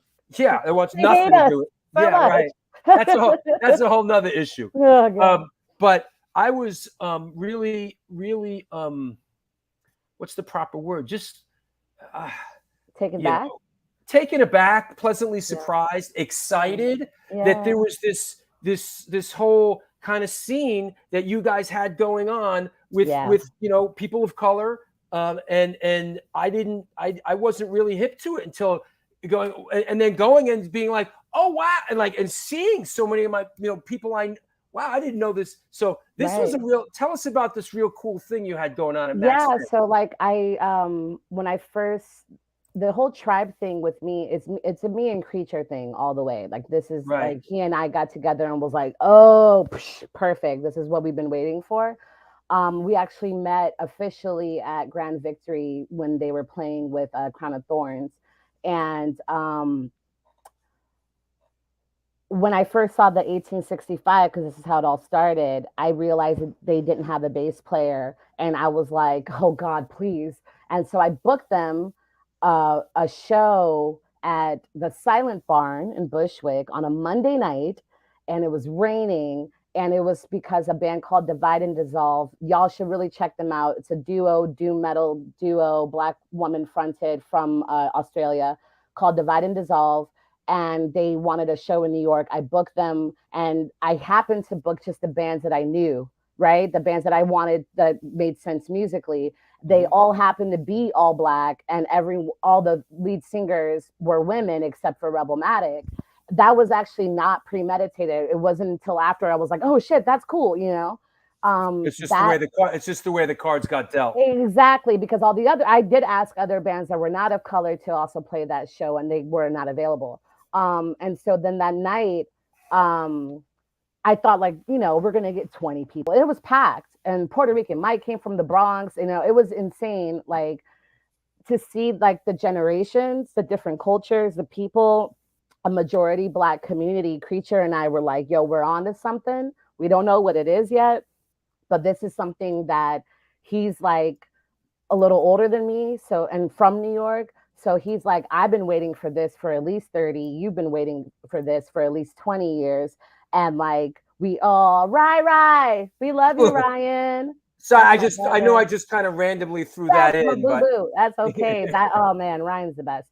So we love that guy. We love Ryan. Yeah. Yep. And so after that show, we had this conversation. We talk like every day, me and Creature, and it's just like, yo, something's up with whatever we did last night. Like there's something going on here. And then a little while after that, he was like, yo, I'm thinking about, we should do like a monthly thing. We should do like a steady gig somewhere. And I love Max Fish. Those are my boys. Like, that's my family. Like, and I was like, cool, let's do it. Let's do this. And so we decided to make it 1865, Maafa, and Rebelmatic, because we were kind of like the only super active all Black bands in our community. And then there were the kids under us, like Universe Ignore Her, Embrace the Downside at the time that, you know, Nate ended up in Maafa and later on Winterwolf. Shout out to them. And that's us at Max Fish right here. Yep. The original lineup of Maafa. And we decided that, you know, this residency like is really important. Love you too, Creature, so much. Is really, really important to create community. It's not because we wanted to be othered out of hardcore, and not because we believe anyone has the power to do that, but because we wanted to, instead of complaining about the things we wanted to see change, we just decided to do it. We, like Creature and I, we come from hardcore. We come from the hardcore that's the Gigi Allen, that's the whatever. It had all of it. It had the good, the bad, the ugly. And part of that, part of the hardcore ethos is, and I said it in the Boston Hardcore film, get up, get out, and make shit happen. Period. On period. That's it. Unimo, and that's it. There's no conversation about it. You just got to do it. I come from that in DC, especially. You have to. And Black people in general, like as a people, our ancestry, everything, DIY is nothing new to us. Having to make something do out of nothing is nothing new to us. Having to make something up that's worthy of our existence out of systemic oppression or being marginalized is absolutely everything me and Creature have been doing in creating the tribe and Maafa and whatever. It may center Black people and people of color. It's not exclusive to us because we are people of love and light. That's how we operate. Our lyrics are not, you know, depressive or not. Let me not use that word. That's the wrong word because I'm not trying to be ableist, but because I also suffer from depression. Our lyrics are not problematic. Our lyrics are not about contributing to the negative experience of the human experience, which we all go through. Our lyrics are about bringing hope and positivity and about creating and uniting people, but the right way, in a way that doesn't erase the reality of what that means, in a way that brings people together on it. Listening to our music, the best thing you can do for me is to sit with it and then allow it to elevate you. Come up to where we're at, you know, don't bring us down there. Come up to here, come join us, kind of feel. And that was what Max Fish created. You know, we didn't have a blueprint for it. But I just saw, excuse me, did I just see? I'm losing you for a sec. You're frozen. Back to the floor from my office show because the image is frozen. I look cute. I know. Are we back? Okay, you're back. I just saw, I think something was an event at Max Fish the other night. Are they back to doing stuff in the basement? You know, I'm not sure. A Creature would know I think like Quicksand played in the basement the other night. Quicksand I could be wrong. Play. You're right. I don't know if it was in the basement. I'm not sure. Okay. Creature would know more. I'm sure if you Creature, if you're watching, if you want to, whatever you know, type it in. But my thing about people of color and different genders and races and identity politics and hardcore in general is that I want to shy away from the melting pot idea and bring in the mosaic part idea. Like, don't think that it's not a compliment when you tell me that we're all, you know, the human race and whatever. Recognize my Blackness and my womanness. Like, I recognize whoever you are. And I think that's the narrative change that needs to be happening here. And I think that's what we're contributing. Every band has the right, in my opinion. I don't believe in silencing people just because you don't agree with what they have to say. I believe that if you have the right to put out an album with lyrics that I find to be trash, I have the right to put out an album as a response to it. You know what I mean? I you know, and that's just how I roll. No, that's cool, and that segues. Not that we're getting into it now, but you know, we're gonna talk about sort of this incident. And I didn't finish the point about Max Fish. Anyway, Max Fish was really important because it was the first that I'm aware of residency gig for 2 years running that all Black punk bands ever had in New York City. And it was well attended. It was packed to the brim every Thursday. It was the second Thursday of the month from May to September or November, sometimes later. And it was like going to church for a lot of us, even for those of us who aren't religious. But it was like the one time you saw people, just like, okay, y'all in New York would know this very well. Every scene, y'all really do be doing a lot. I love it. I'm here for it. Yes, New York. I see you, boo. I really do. But DC also be doing stuff too. I'm just saying. I'm mad at DC. Right? venues are so important to our scene, to hardcore. You have your Bond Streets, your Coney Island High, your Sure. Castle Heights, your Sidebar, Of your course. Auto Bar, your Black Cat, your 930, Your A7, your A7, A7. Talk about a Bowery Electric. My bad. You're right. You're right. You know, you're right. And so, like, all of that, like, Max Fish was the first time in my lifetime that I saw Black people that are actually into hardcore. Right. Like, not just dressing the part like they do to post James Spooner Afropunk and putting on a costume of our culture and showing up in a very performative way. But Black kids that are like, oh my God, man, I love Demise, and like, man, Undertow, which is one of my favorite bands of all time. Like, oh my God, and you know, whatever. And like, being able to be like, oh, I finally feel safe, comfortable, validated, seen, heard, and whatever at a hardcore show. I can't tell you how many Black girls have come up to me after Maafa shows, specifically at Max Fish, in tears because they're like, I'm obsessed with hardcore. Like, I know everything there is to know about hardcore, not punk metal, hardcore. That's my shit, is hardcore. And they're like, I never feel comfortable, safe, or welcomed in at traditional hardcore shows. And I'm like, oh baby, come home, I got you. You know what I mean? I think there's I don't want to say there's a lot of that going on, but there is, you know, Women of the Pit have their thing going on, and they're very inviting to people. And listen, you know, I'm not fishing for accolades here, but part of the goal of why I insist on having the shows free and all ages is that it's a beacon to young people, so they can come to these shows. But they got to come correct. I ain't gonna lie. Well, listen, I'm having a lot of headaches, as you know, with these shows with the young kids. I've been doing that my whole life. They've been calling me boot mama since I was 14. I understand. They're fucking it up. Gotta love it. But gotta whatever. love it. But the other part, the other part of me feels like, you know what?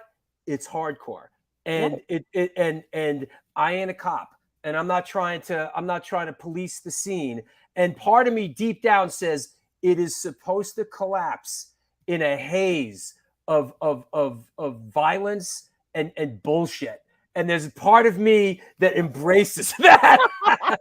I won't be going to those shows because the bitch trying to watch Gilmore Girls tomorrow. I got plans for Tuesday. I don't know about you. So just real quick,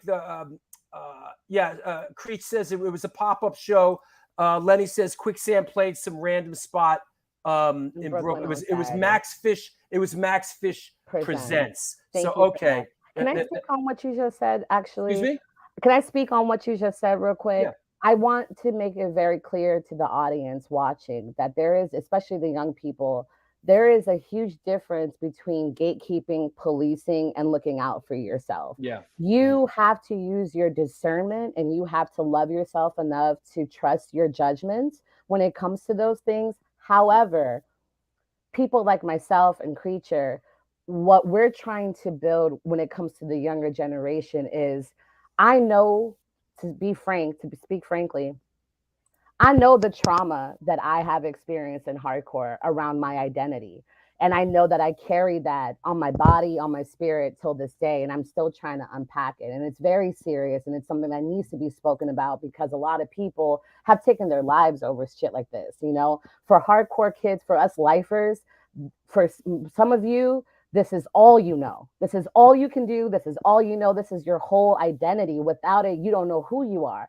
So it is very serious, and it's important to understand. I want people to understand part of my life's work in this community is to legitimize our culture as a culture. So that means I want to hold people accountable regardless of their race or gender when they appropriate my culture.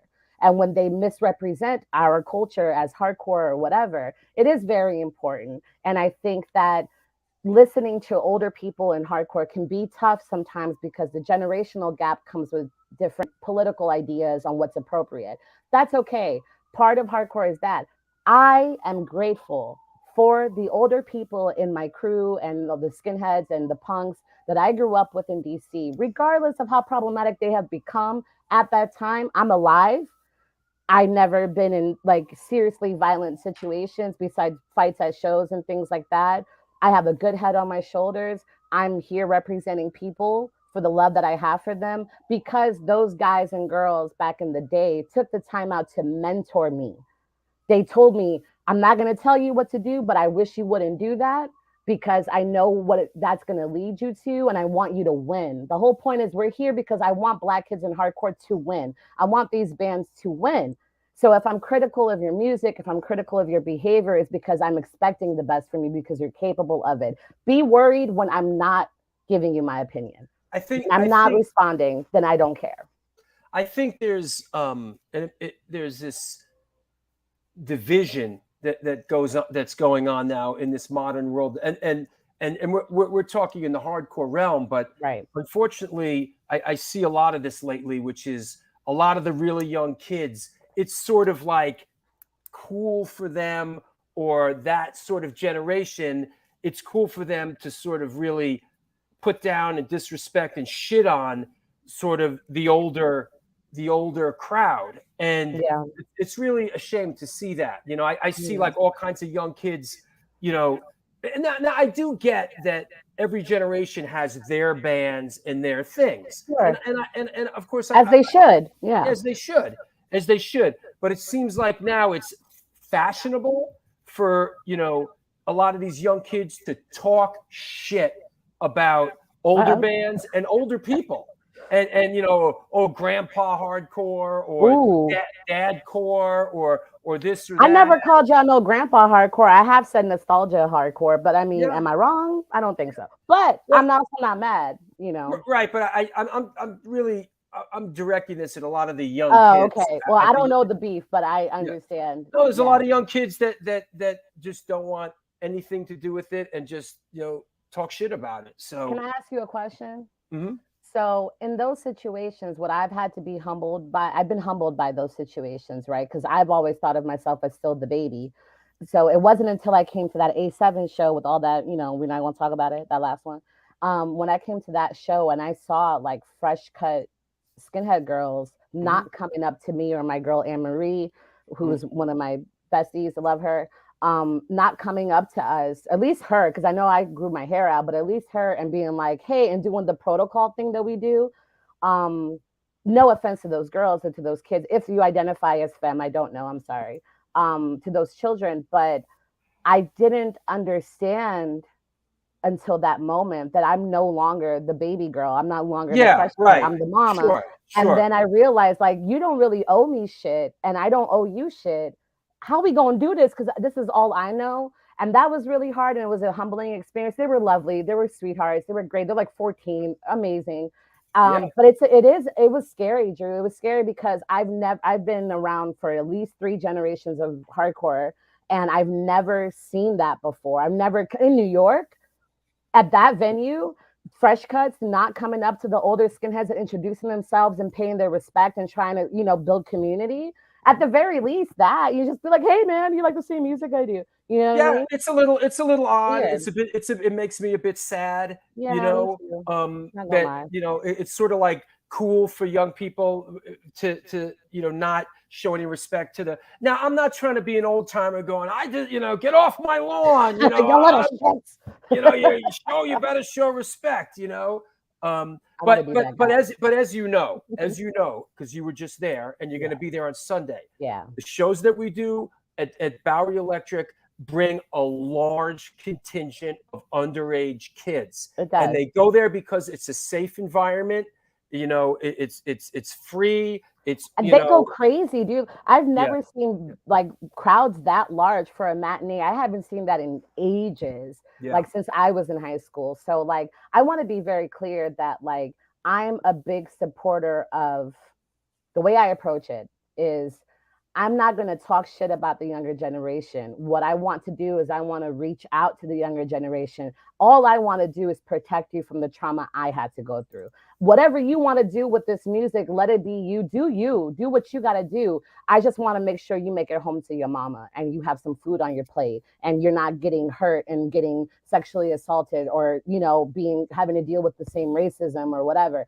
I want you to be safe, to explore this music however you want to, because I don't feel I need your generation to carry on my legacy. I'm still here and I can do that. Drew's still here and you can do that for your community. I think the younger generation is trying to figure out who they are, like we had to go through. And they're doing it with social media. They have all these resources we didn't have. And they have 2 or 3 generations of me and you and Vinny Sigma. You know, that's 3 different generations right there to support them if they allow us to. But at the end of the day, they don't owe us that. And that's okay. But if you're going to be taking up space at our shows Yeah. and benefiting from our labor, then at the very least, continue to hold us accountable when we're fucking up. But if you could try to find a way to do it out of love, the same love that we show you, if we're showing you that, maybe not everybody is, and that's another conversation. But at the very least, understand that most of us, I would like to believe, maybe idealistically, that most of us from my age, 35 and older, we want to see you win so bad because you're the hope for the things when we're no longer here. It's just going to be y'all. And then you're going to be in our position with this new generation. And the way shit is going, whew, I don't know how y'all going to handle it. I'm glad to be dead, though. I'm going to be gone. I'm going to be out of here. Mean, so this is the show that you are playing and I am playing on this Sunday. That's and 3 generations of hardcore right there on that bill. Yeah, Amen. there is. Absolutely. Mm-hmm. Crossfire are teenagers, formerly Ape, young kids. You know, is it safe to say you're the next generation from there and I'm the generation up from there? Yeah, you know? yeah. I think there's their generation. If they're in their teens, that's the current generation. The kids in their 20s, like one of my tribe daughters, Rachel Francis, from she books shows and stuff too. Her generation of being in the 20s, Yusef, Punk Griot, shout out to my photographer baby. There's that generation, and then there's those of us in the mid 30s to mid 40s, and then at the ones past 45, I think is the original OG generation.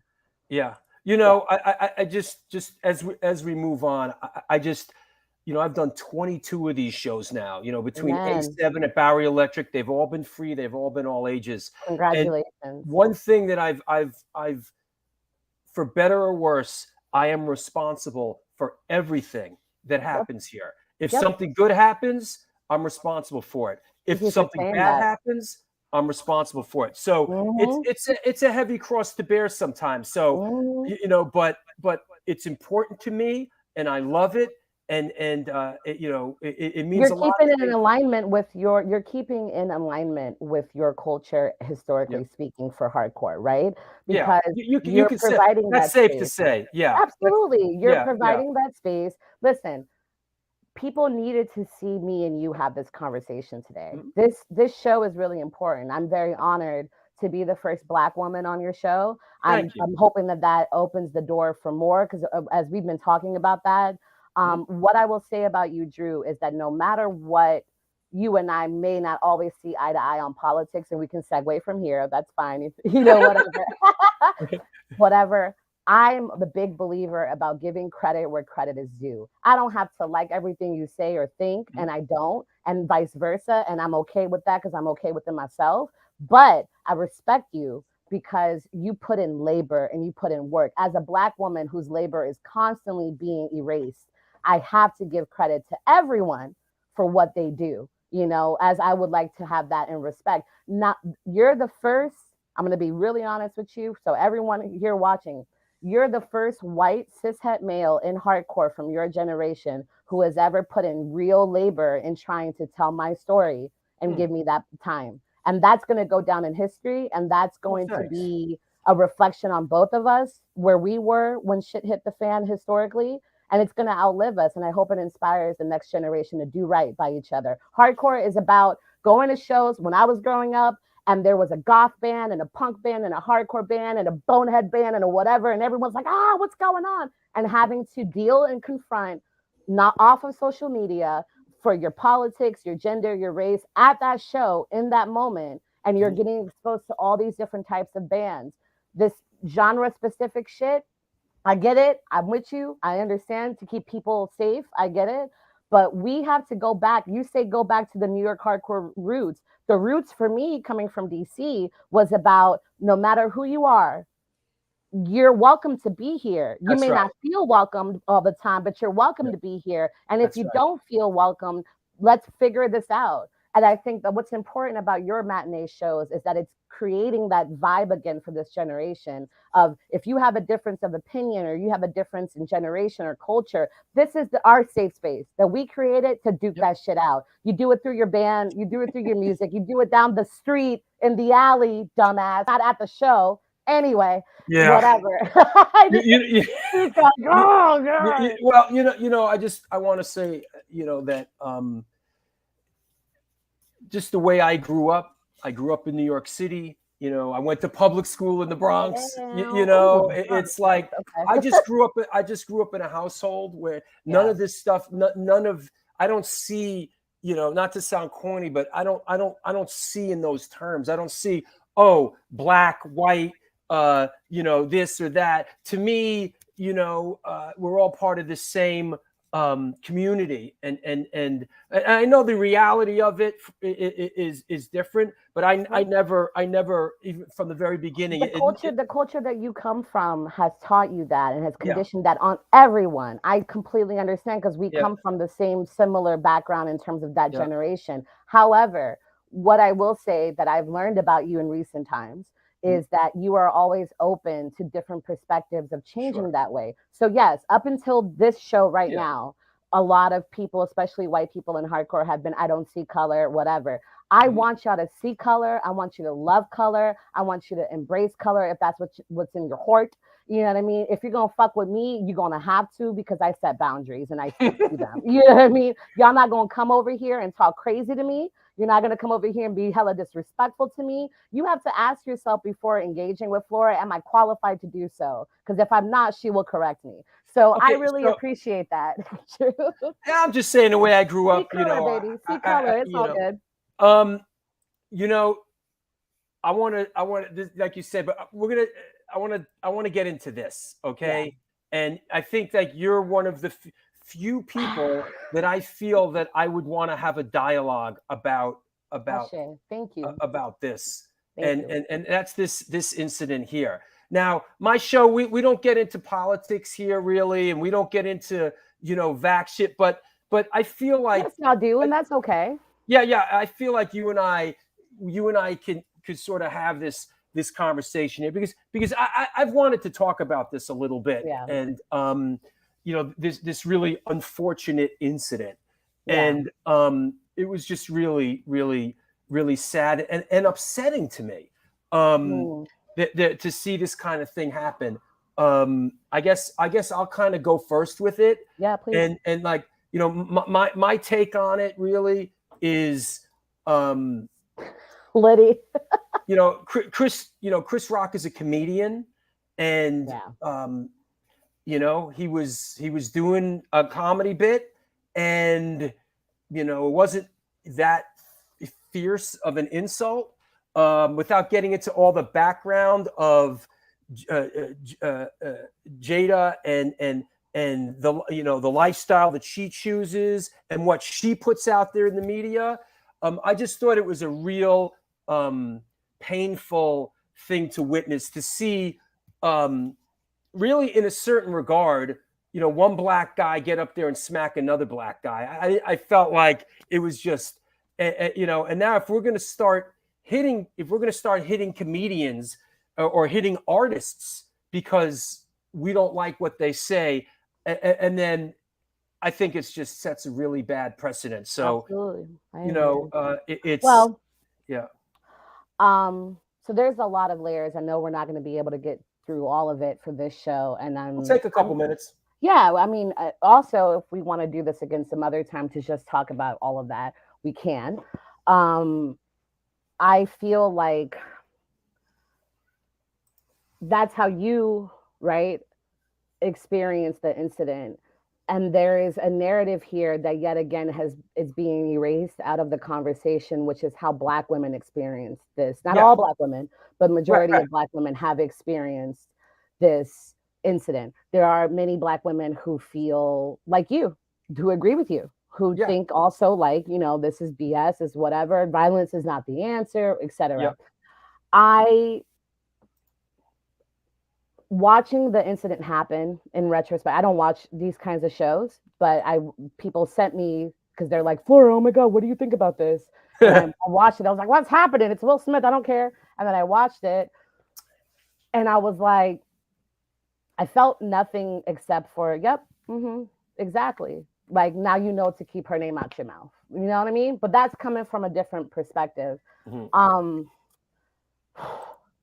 Will Smith and Chris Rock, two Black men at a historically white space and globally, like just this huge platform, duking that out publicly was, in my opinion, so important as a cultural moment, specifically for Black women to see a little bit, as some people argue it as toxic masculinity, some people, whatever. I understand.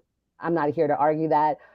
For me as a Black woman, seeing a Black woman like her, especially being protected and being defended in a room of her peers on a public stage like that was so important. And what Chris did, even though he allegedly did not write those jokes, because I don't think people get to write those jokes for the most part. But anyway, whoever wrote it is irrelevant. The fact that he's a comedian is irrelevant. All of that's irrelevant to me. Comedians, musicians, artists, we catch shit for the shit we say always, all the time. You know that, Drew. I know that. We all do. How many bands, whatever. For example, I'm going to put myself into it. Agnostic Front, one of my favorite bands of all time. Great friends with Mike Gallo. Love Uncle Vinny, all that stuff like that. Public Assistance is one of the worst fucking songs I've ever heard. That hurts me in my heart till this day. I'm vocal about it. I hate it. And I wrote Welfare as a response to it. And Mike and I have spoken about that and whatever. I love you. You're my friend. This was a different time period, but you're still performing the song. I'm allowed. If you're allowed to make a song like that and still perform it in 2022 as grown men, I'm allowed as a Black girl in hardcore to make a song about how I feel about it, right? I'm not going to punch you in the mouth over it, but also because you're my friend. But at the end of the motherfucking day, what Will did is not about, for me, it's a point of entry in the conversation. Some people want to argue, oh, violence and this and that and whatever. I do not want to hear from hardcore kids about anti-violence in your pits and beatdown and whatever, especially if you're crewed up and whatever. You're not qualified to have that argument with me. You can have it amongst yourselves, but not with me. We're not doing that because you're automatically hypocritical about that. For me, you want to create a narrative around it that talks about every other aspect around that incident beside what the fuck it really was, which is a Black man who has Black daughters, who's made a documentary called Good Hair, who is on a platform like that, who has to approve whether or not and can agree or disagree to volunteer himself to tell that joke, whether he wrote it or not. And so that's irrelevant. Saw what he was about to do and did it anyway to a Black woman, publicly humiliating her with a joke that's rooted. The whole incident is rooted in misogynoir. The whole incident is ableist. And alopecia is a really, really serious thing. And so to me, what has been traumatizing for me about this experience, and that's why I made the post I made on Facebook asking Black women, are you okay? I'm getting bombarded with messages. My hands are shaking just talking about it. I don't think y'all understand. And I'm not going to expect that from any of you unless you're Black women to understand that that situation cut way deeper than just two guys duking it out at a performance or yeah. If you look at the background of the whole thing, it goes way deeper. And what's been really traumatizing about it isn't just the incident itself. What's really been traumatizing about it is to experience the responses about it, right? So like we and I talked about it. People say, this is a good example, and I'm going to, again, hold myself accountable. You posted the flyer to our show on Sunday with that image, right? And people are saying, well, Will was laughing at the joke first. So let me talk to you about, as human beings, can we not do that? And can we remember that sometimes we awkward laugh when things sucker punch us, no pun intended, out of nowhere for us when it's a problematic thing that happened, like a bad joke that's offensive or whatever, we freak out at first and we don't know how to process it. So you awkward laugh, and then your mind starts processing. You're like, wait a minute, that's not funny. That's not cool. When you posted that flyer, my first reaction was, no, Drew, no. I literally wrote, Drew, no. And you were like, I had to. And I joined in laughing, which is I'm holding myself accountable. I joined in laughing and realized I wasn't being honest about my reaction to this flyer. My reaction to this flyer was, I find it problematic for a white man to make a flyer like that when the one time the two very politically all black bands happen to be on the bill. I am not going to expect you to see any of that. Are you crazy? Absolutely. I mean, are you wild? Absolutely not. I had to sit with myself and be like, why am I okay with awkward laughing and grinning and bearing it, and not being like, hey, Drew, I don't think that's appropriate, man. Maybe we should talk about it or whatever, in a nice, loving way, which is what we do anyway when we disagree on something.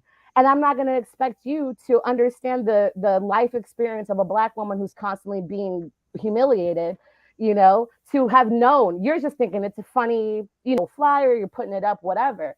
So like, this is going back to also our conversation about generational gaps in hardcore and having a conversation. If we can't confront these issues and talk about it in a loving, respectful way, there's never going to be a solution. And how can we talk about unity and brotherhood and all this other bullshit if you're not really living by it? For me, you can't just talk about it. You got to be about it, or I can't fuck with you like that. Period.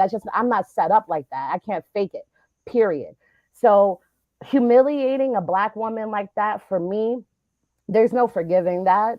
You got exactly what you came coming to you. Period. So now the precedent is set. So anytime a comedian insults somebody, then he can get hit, because there's always a contingent. There's always a contingent of people that's going to go, oh well, he Asian people, women. There's always that. Of course, it's fucking comedy. Yeah. I understand that point, and I understand the point also about like free speech and being able to say something. I get that. 2 points. Number one, none of us here are the academy. So none of us, including myself, are qualified to make that decision on how they should regulate what is and what isn't appropriate on their platform. That's for them to decide. They want to strip him of his Best Actor award, whatever you got to do you, boo-boo. We're having opinions that are also not fully informed because we're not there. We don't know those people. We're not part of that community. We're not the ones working and writing those jokes. We don't have enough information to make those kinds of judgment calls on what should or should not happen. At least I'm not going out like that. What I will say is I can only speak on what it's like experiencing this incident, mainly the reactions from non-Black people and non-Black women as a Black woman, and how horrible it's fucking been. My girl Biaggi, Barber, shout out to her, everyone. Literally, my female friends are crying in my DMs talking about, I can't even turn on the TV. I can't, these people, I'm deleting my friends I've known for 20 years, whatever. And I understand that a lot of this generation, the older generation, you're being sensitive, you're being whatever. Your opinion is yours, baby. That's cool. The reality of it is the world, as Black women, we were reminded that unfortunately and fortunately, we really are all we got at the end of the day, and our protection is non-negotiable. I obnoxiously defend and protect marginalized people, specifically Black people, specifically Black women and women identified Black people. And I just can't deal with the level of ignorance. I'm a very highly educated person, and I just cannot, I don't align, it doesn't align in my spirit. But I think everyone's entitled to their opinion. Keep showing me who you are and I'll believe you. That's for sure. Let me take let's move on. Yeah. And let me take my last sponsor break, and we'll come back and we'll take some questions from around the world, okay? All right, awesome. All right. Well, there you have it. Listen, if you didn't want it, you wouldn't have it. This is the New York Hardcore Chronicles Live, and we are sponsored by New York Hardcore Comics, The Organic Grill, the Texas Silver Rush, DTFM. You know what? Where's the music? Where's our music, man? Let me find some music for this. Hold on.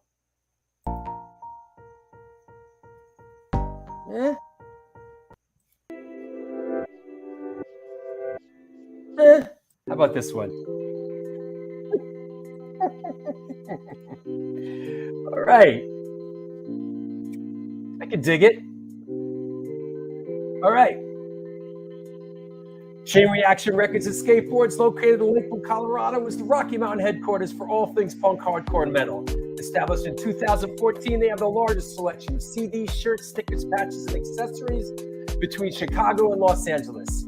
From the pit to the ditch, they've got your back. Get in touch with them at www.chainreactionrecords.com. Chacho's Tacos. Located in Corpus Christi, Texas, Chacho's Tacos opened their doors in 2001.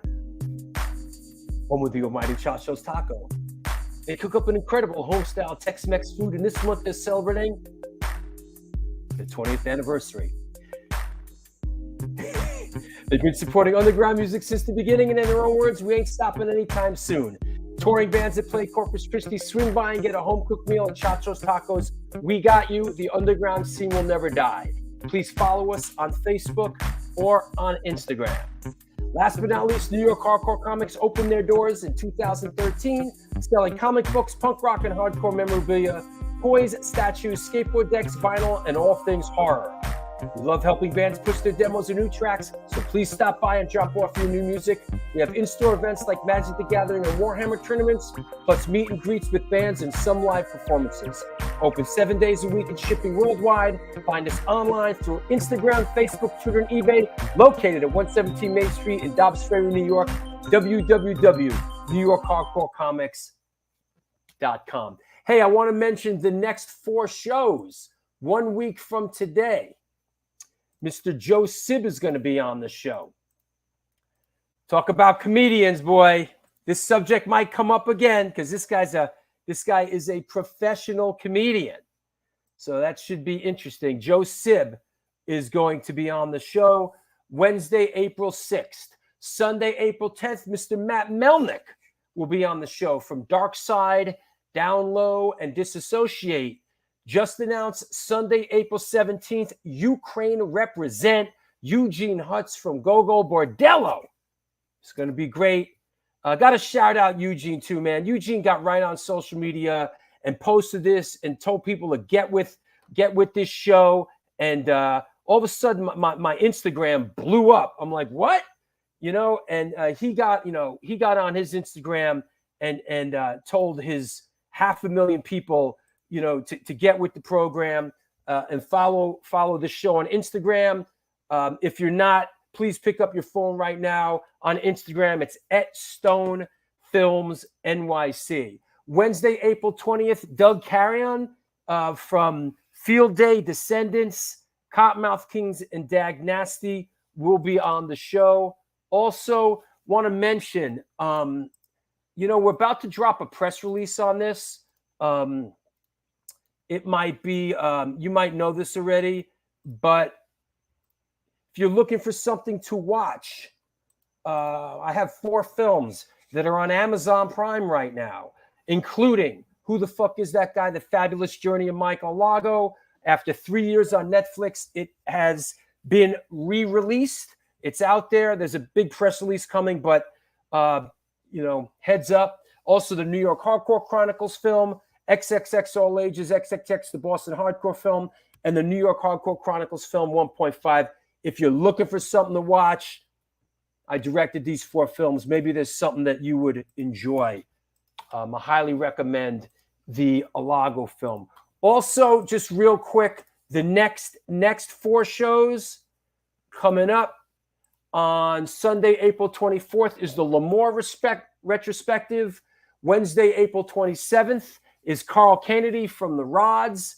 Sunday, May 1st is Mr. Caves from Lords of Brooklyn. And speaking of great documentary films, Sunday, May 15th is The Life of Agony, The Sound of Scars documentary show with director Leigh Brooks and Joey Z and Alan Robert from LOA.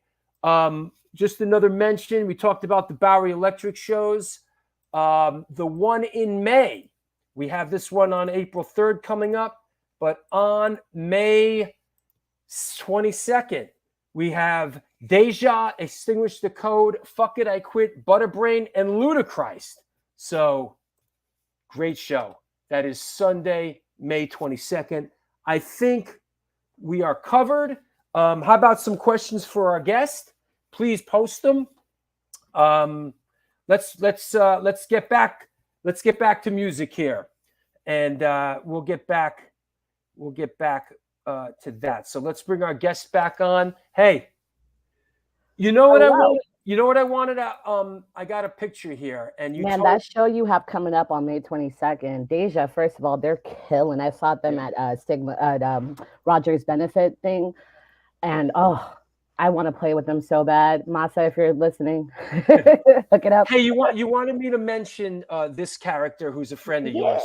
Tell us about this guy and your relationship. This guy, Eddie Sutton. I had my 30th birthday show at Gold Sounds, and that's where this photo was taken.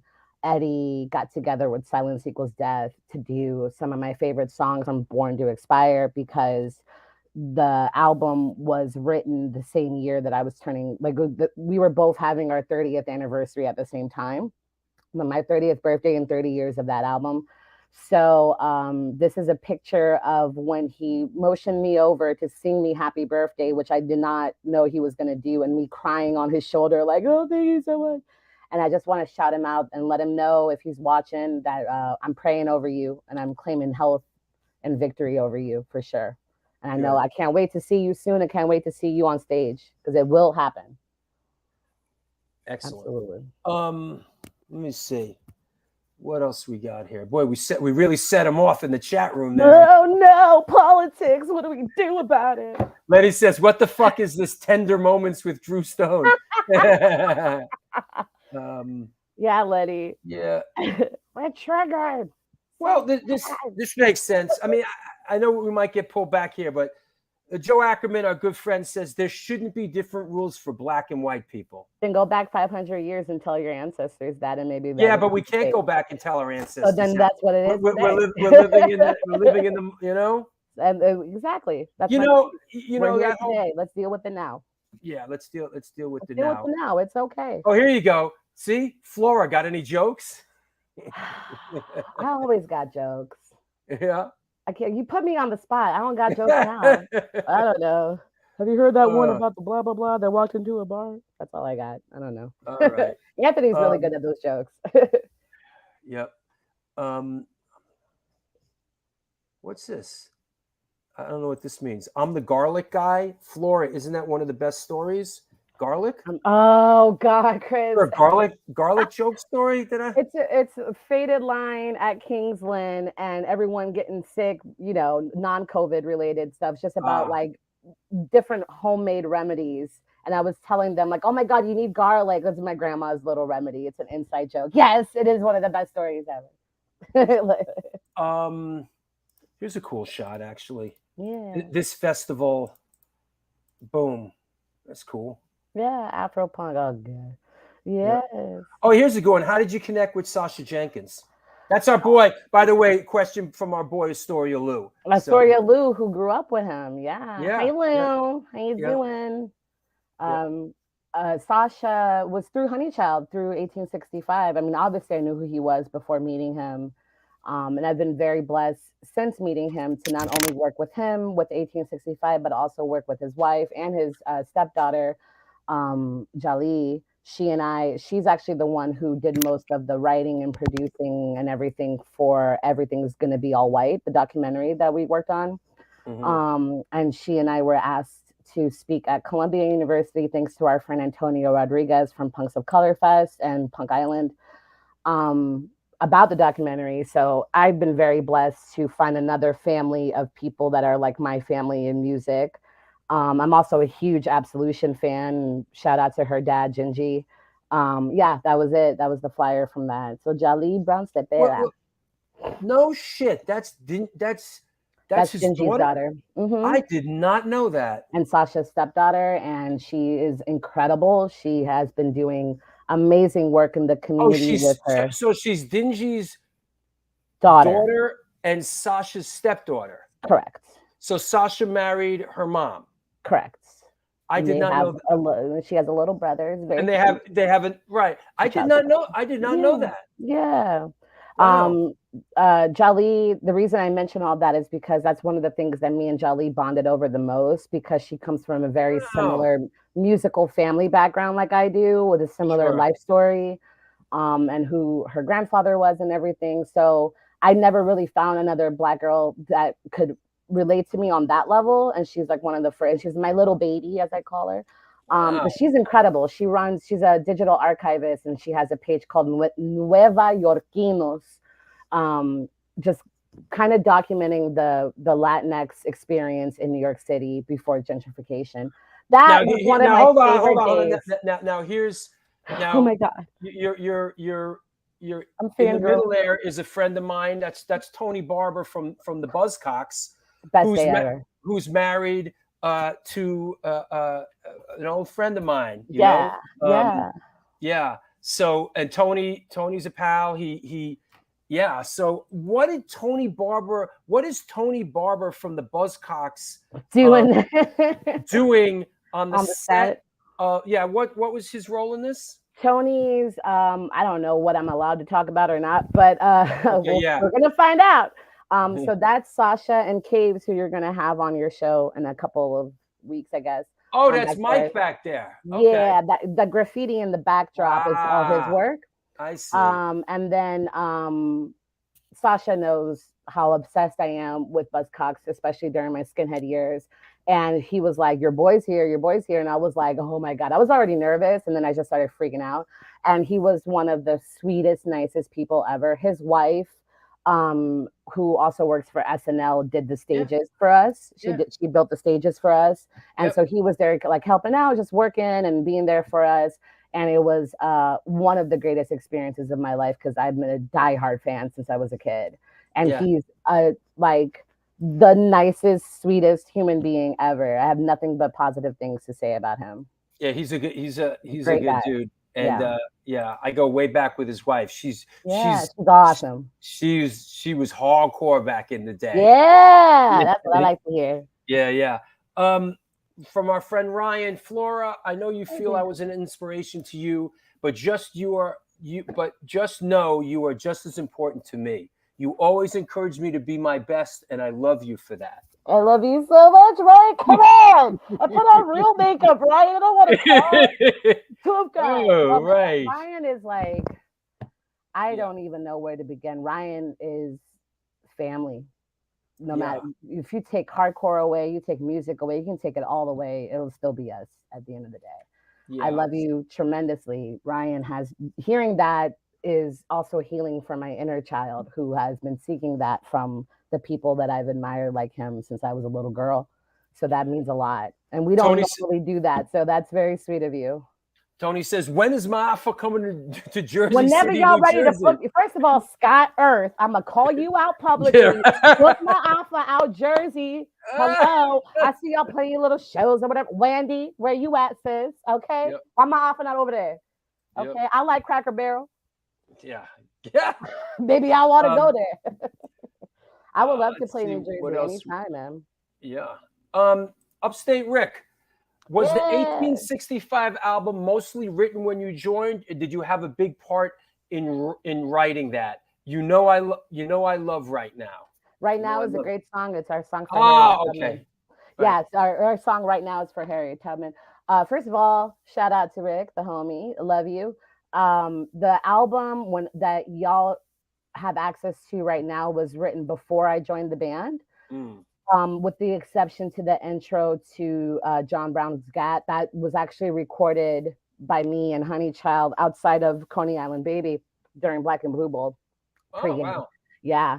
That album was written before I joined the band. We are working on new music that will have writing from me and our drummer Biz. And shout out to Applehead Recording Studios, my favorite studio on earth, my favorite people, Mike and Chris.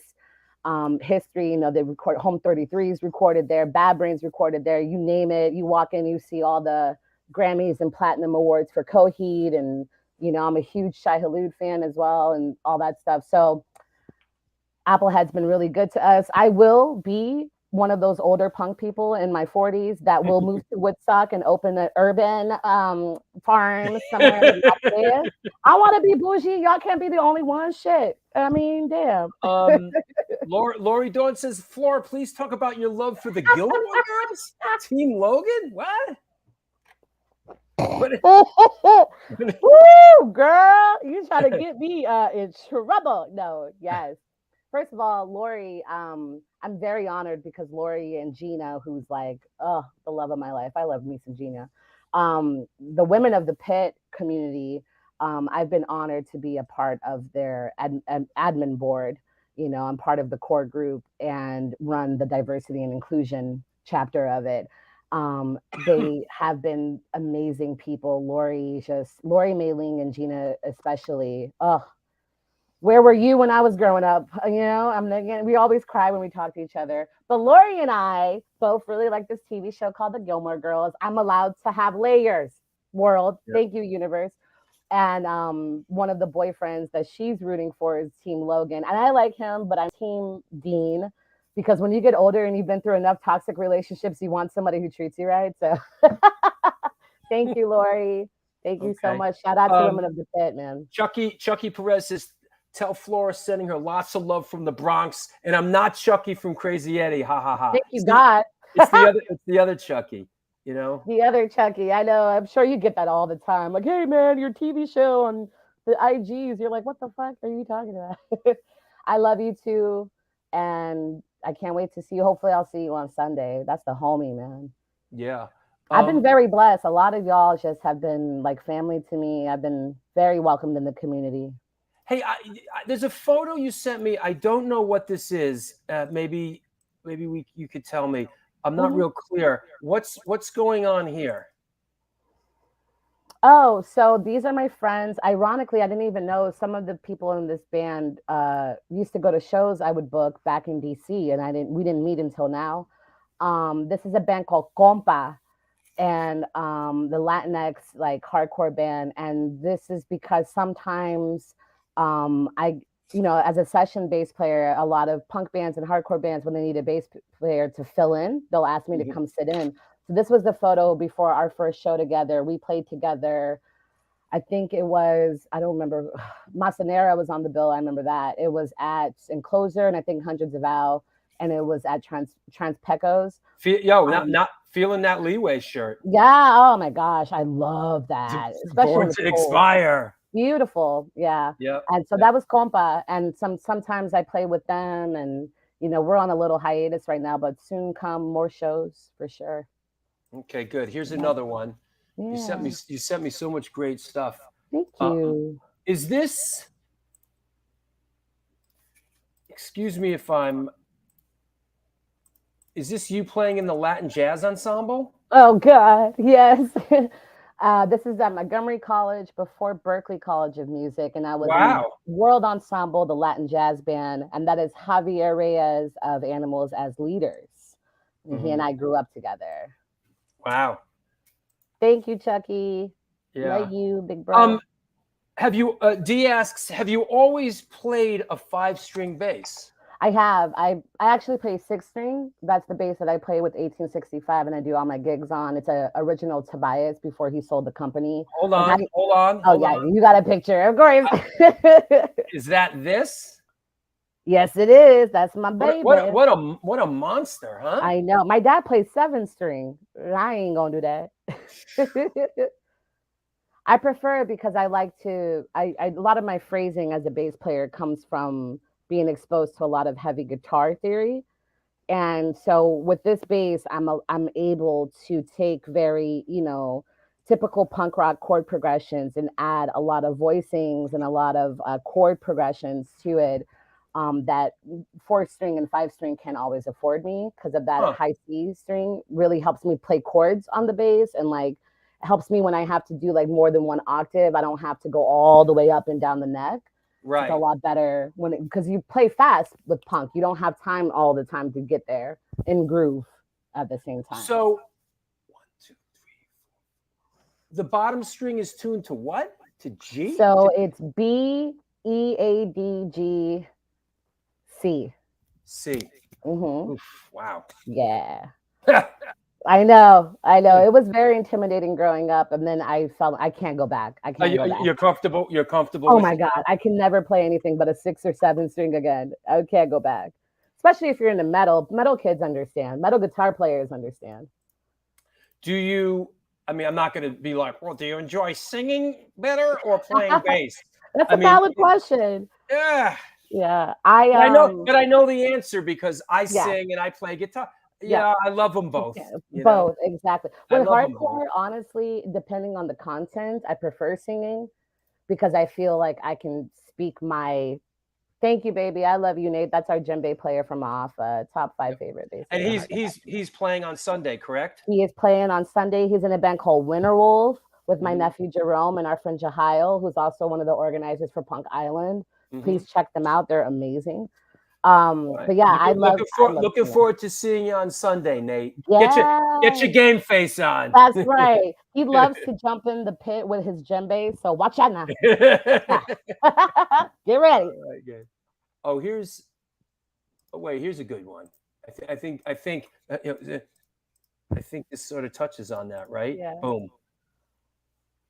Oh yeah. Oh man, this is one of our favorite shows. What is this? Where's this? Queer as in fuck the police is the banner in the back.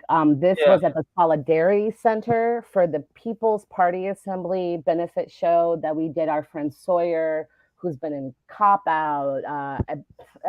Sawyer, don't get mad at me. Were you in Mandy? I think no. I'm sorry. Maybe I don't know. I'm wrong. Whatever. I've known Sawyer for a while. She's from Virginia, and she asked us to play this amazing show. And I'm thinking, a regular hardcore punk show, whatever. I believe All Torn Up was on that bill as well. Not sure. I know Joey was there and he performed. And the crowd, the show, the activists that I got to meet, right above the Audre Lorde project, like it was one of those like bigger than just a show kind of nights for sure. What's happening here? Oh, it's my babies. So is that C's? That is Caesar, that is Ray Green, and that is Frankie. District 9. Yeah. So Puerto Rican Mike and I, he's been like he is my big brother and he's been looking out for me for a few years now. And I met him through my friend Priscilla, who's one of the skinhead girls back home in Baltimore and DC that who now lives in Colorado, that kind of brought me up. And he's kind of taken me under his wing ever since. And so in 2018, District 9 and Maafa played my birthday show together at Kingsland because it was Puerto Rican Mike and I are only a couple days apart. So we did a combined birthday show. And then he moved back to Arizona. And after that, me and the guys, Frankie and Caesar, hit me up and was like, yo, we need a bass player because we're working on some music. So we've been working on some music and some projects together for a while now. And it's been amazing. It's just getting to play with your heroes is always a huge blessing for me. Yeah. Oh wait, here referencing the birthday thing. Here's a shot that kind of attests to that, right? Yes. Happy birthday, Flora and Mike. Yeah. And that's Kingsland. That is at Kingsland. I didn't realize how cute I looked in that photo. You better work, sis. Yes, Flora. Cool. That's a cute outfit. Yeah, that was our birthday. I love Dave. That's great. Shout out to Extinguish the Code and Apparition and all those guys too. The family. Yeah, they're coming up. Yeah, I just booked them. They're coming up. Yeah, they're killing. That show you have I'm gonna go apeshit for that show. Butterbrain, first of all, love me some Aaron, period. Yeah, I like Butterbrain a lot. And you got Deja on there and you got Extinguish the Code. Like, I need to re-up on health insurance before that show, boo. Like, that's a lot. That's a lot. Yeah. Well, I try to book bills that have a little bit of everything and not just like, and sometimes they're more diverse than others, but I always try to book, a punk band, a hardcore band, the way it used to be. a funk, just mix it up. I try to mix it up, That's how a lot of us grew up in hardcore. It was all hardcore. It was all one community, but it was very eclectic. Yeah. Hey, speaking of which, we have this show coming up. This should be interesting. We got your friend. Yeah. Maybe. That's pretty cool. That's cool, right? I love Pete. He's so, man, let me just take a moment to talk about this. Pete and Sick of It All and Dog Eat Dog, and shout out to John and everyone. If y'all are listening, I know some of y'all are. I heard through the grapevine some of the beautiful things y'all were saying about me and Maafa over this weekend in Broughton. I don't want to get too emotional. It's the third time I'm crying on the show today. I'm completely honored, and just know that I've been fangirling for a minute. Mei Ling is like, if I could do a whole documentary on her, I would. And don't put it past me, I might do that still. But she, just meeting her and like the representation of what she means for me as a very similar woman of color and background and punk. Like, I don't know if Mei Ling understands, like, meeting her and the rest of the women of the pit, like Gina and Lori, have helped heal my inner child in ways I didn't know were broken. And Mei Ling is just one of the most loving, sacrificial, just the most like generous, selfless human beings you'll ever meet, who would do anything for this community. She's also guitar tech, I believe, for Sick of It All. Yeah. And please check her out. Please give her a follow on Instagram to read that up. Mom Tech Wife. She is definitely a treasure in our community that we need to protect by all means at all times. Absolutely. Yeah. Well, that was fun. That was a lot of fun. Drew, I really appreciate you, man. Thank you so much pleasure. for all your hard work. Thank you for always being open in conversation and for always making it respectful and intelligent. I appreciate that immensely. And I can't wait for the future and what we're going to continue building together, because that's what it's really all about. Absolutely. And I'm really excited about Sunday's show. Yeah. You know, it's probably the last time that I'm ever going to do a High and the Mighty set. You know, now that we have Incendiary Device and we've launched, launching a new band, and we're all excited. Yeah. This High and the Mighty thing was booked before the pandemic. You know, and now we've relaunched. We've launched Incendiary Device, which is super exciting for us. And they're overlapping. Yeah. So it's going to be, we're excited. One and done, the High and the Mighty. Come down and everybody out there and enjoy it. And I'm excited that you're on the bill and that Sap Gray's coming up. Yeah. It's going to be great. Yes. Thank you. I want to leave the audience with one thing, and it's just that it's important for these dialogues to happen, even if you may not always feel ready for it. Sometimes it's okay to just listen and to understand and differentiate between someone hating on hardcore or hating on a group of people versus people like me. I can only speak for myself. I'm critical of our community and I'm critical of these political ideas because I love as hard as I defend or have opinions. And I think that as long as we stay in that space, we gonna be all right. Period. Yeah, and it was a bit of a challenge for me too, because my rhetoric with the show has always been no politics. Let's keep it on music. That's why we're here. But I felt like we could go there. I think we can always go there. I think because first of all, you and I have respect for each other's humanity before anything else. Absolutely. And second of all, we know boundaries and respect each other's boundaries. There are things I'm not going to bring up out of respect for you and vice versa. Yeah, and we don't need to discuss. And I think what we did here was show that there is another way to deal with controversial and conflict and whatever that doesn't have to be a slap in the face or whatever. And it can be a respectful, mutual conversation. Absolutely. Gina says, you're a treasure, Flora, a true blessing to hardcore and a gift to the world. Oh, Gina, come on. I love you so much. Oh, my God. All right. Okay. Woo! Made you cry. All right. 4 times. Thank you. Thank you so much. I'll see you soon. My brother. I'll see you Sunday. Right. Bye, Bye-bye. y'all. Woo! Well, there you have it.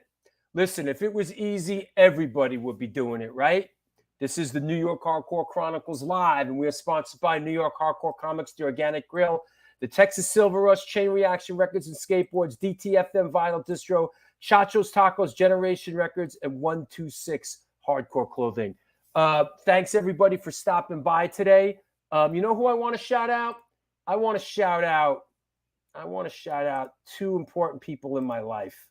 And that would be, they just sent me this picture. And I want to shout out my dad, Arnie Stone, and my sister, Kelly Binday. All right? My dad and my sister getting shouted out on my show today. I love them. They are a big part of my world. What else? You know, I didn't. Somebody asked about. Somebody asked about the Cousin Joe show that we just announced. The Cousin Joe show is a week from Friday. It's hitting social media tonight. Cuz is going to come on the show. We're going to talk about the upcoming show in the park that he has going on. And we're going to talk about the Black and Blue Bowl and who's playing it. So this is my good friend, Cousin Joe, Black and Blue Productions. We're going to chop it up with him a week from Friday. As if I don't have enough fucking stuff going on, here's another bonus show. So, yeah, Kangol on Dad, too. Exactly. You know, it's true. My dad rocks Kangles. And you know what? I want to mention this other show, too, which is Back to the New York Hardcore Roots Music Series show in June. This is the first show that we are playing with Incendiary Device. This is our breakout show. I'm sure you will be there. Sworn Enemy, Inhuman, Incendiary Device, Blackout Shoppers, Sewage, DJ Sid the Kid. This is the big one, kids. Come on now. I expect you to be there. Don't hurt my feelings. My feelings are easily hurt. So, you know, don't hurt my feelings. What a great show. I want to thank you all for stopping by.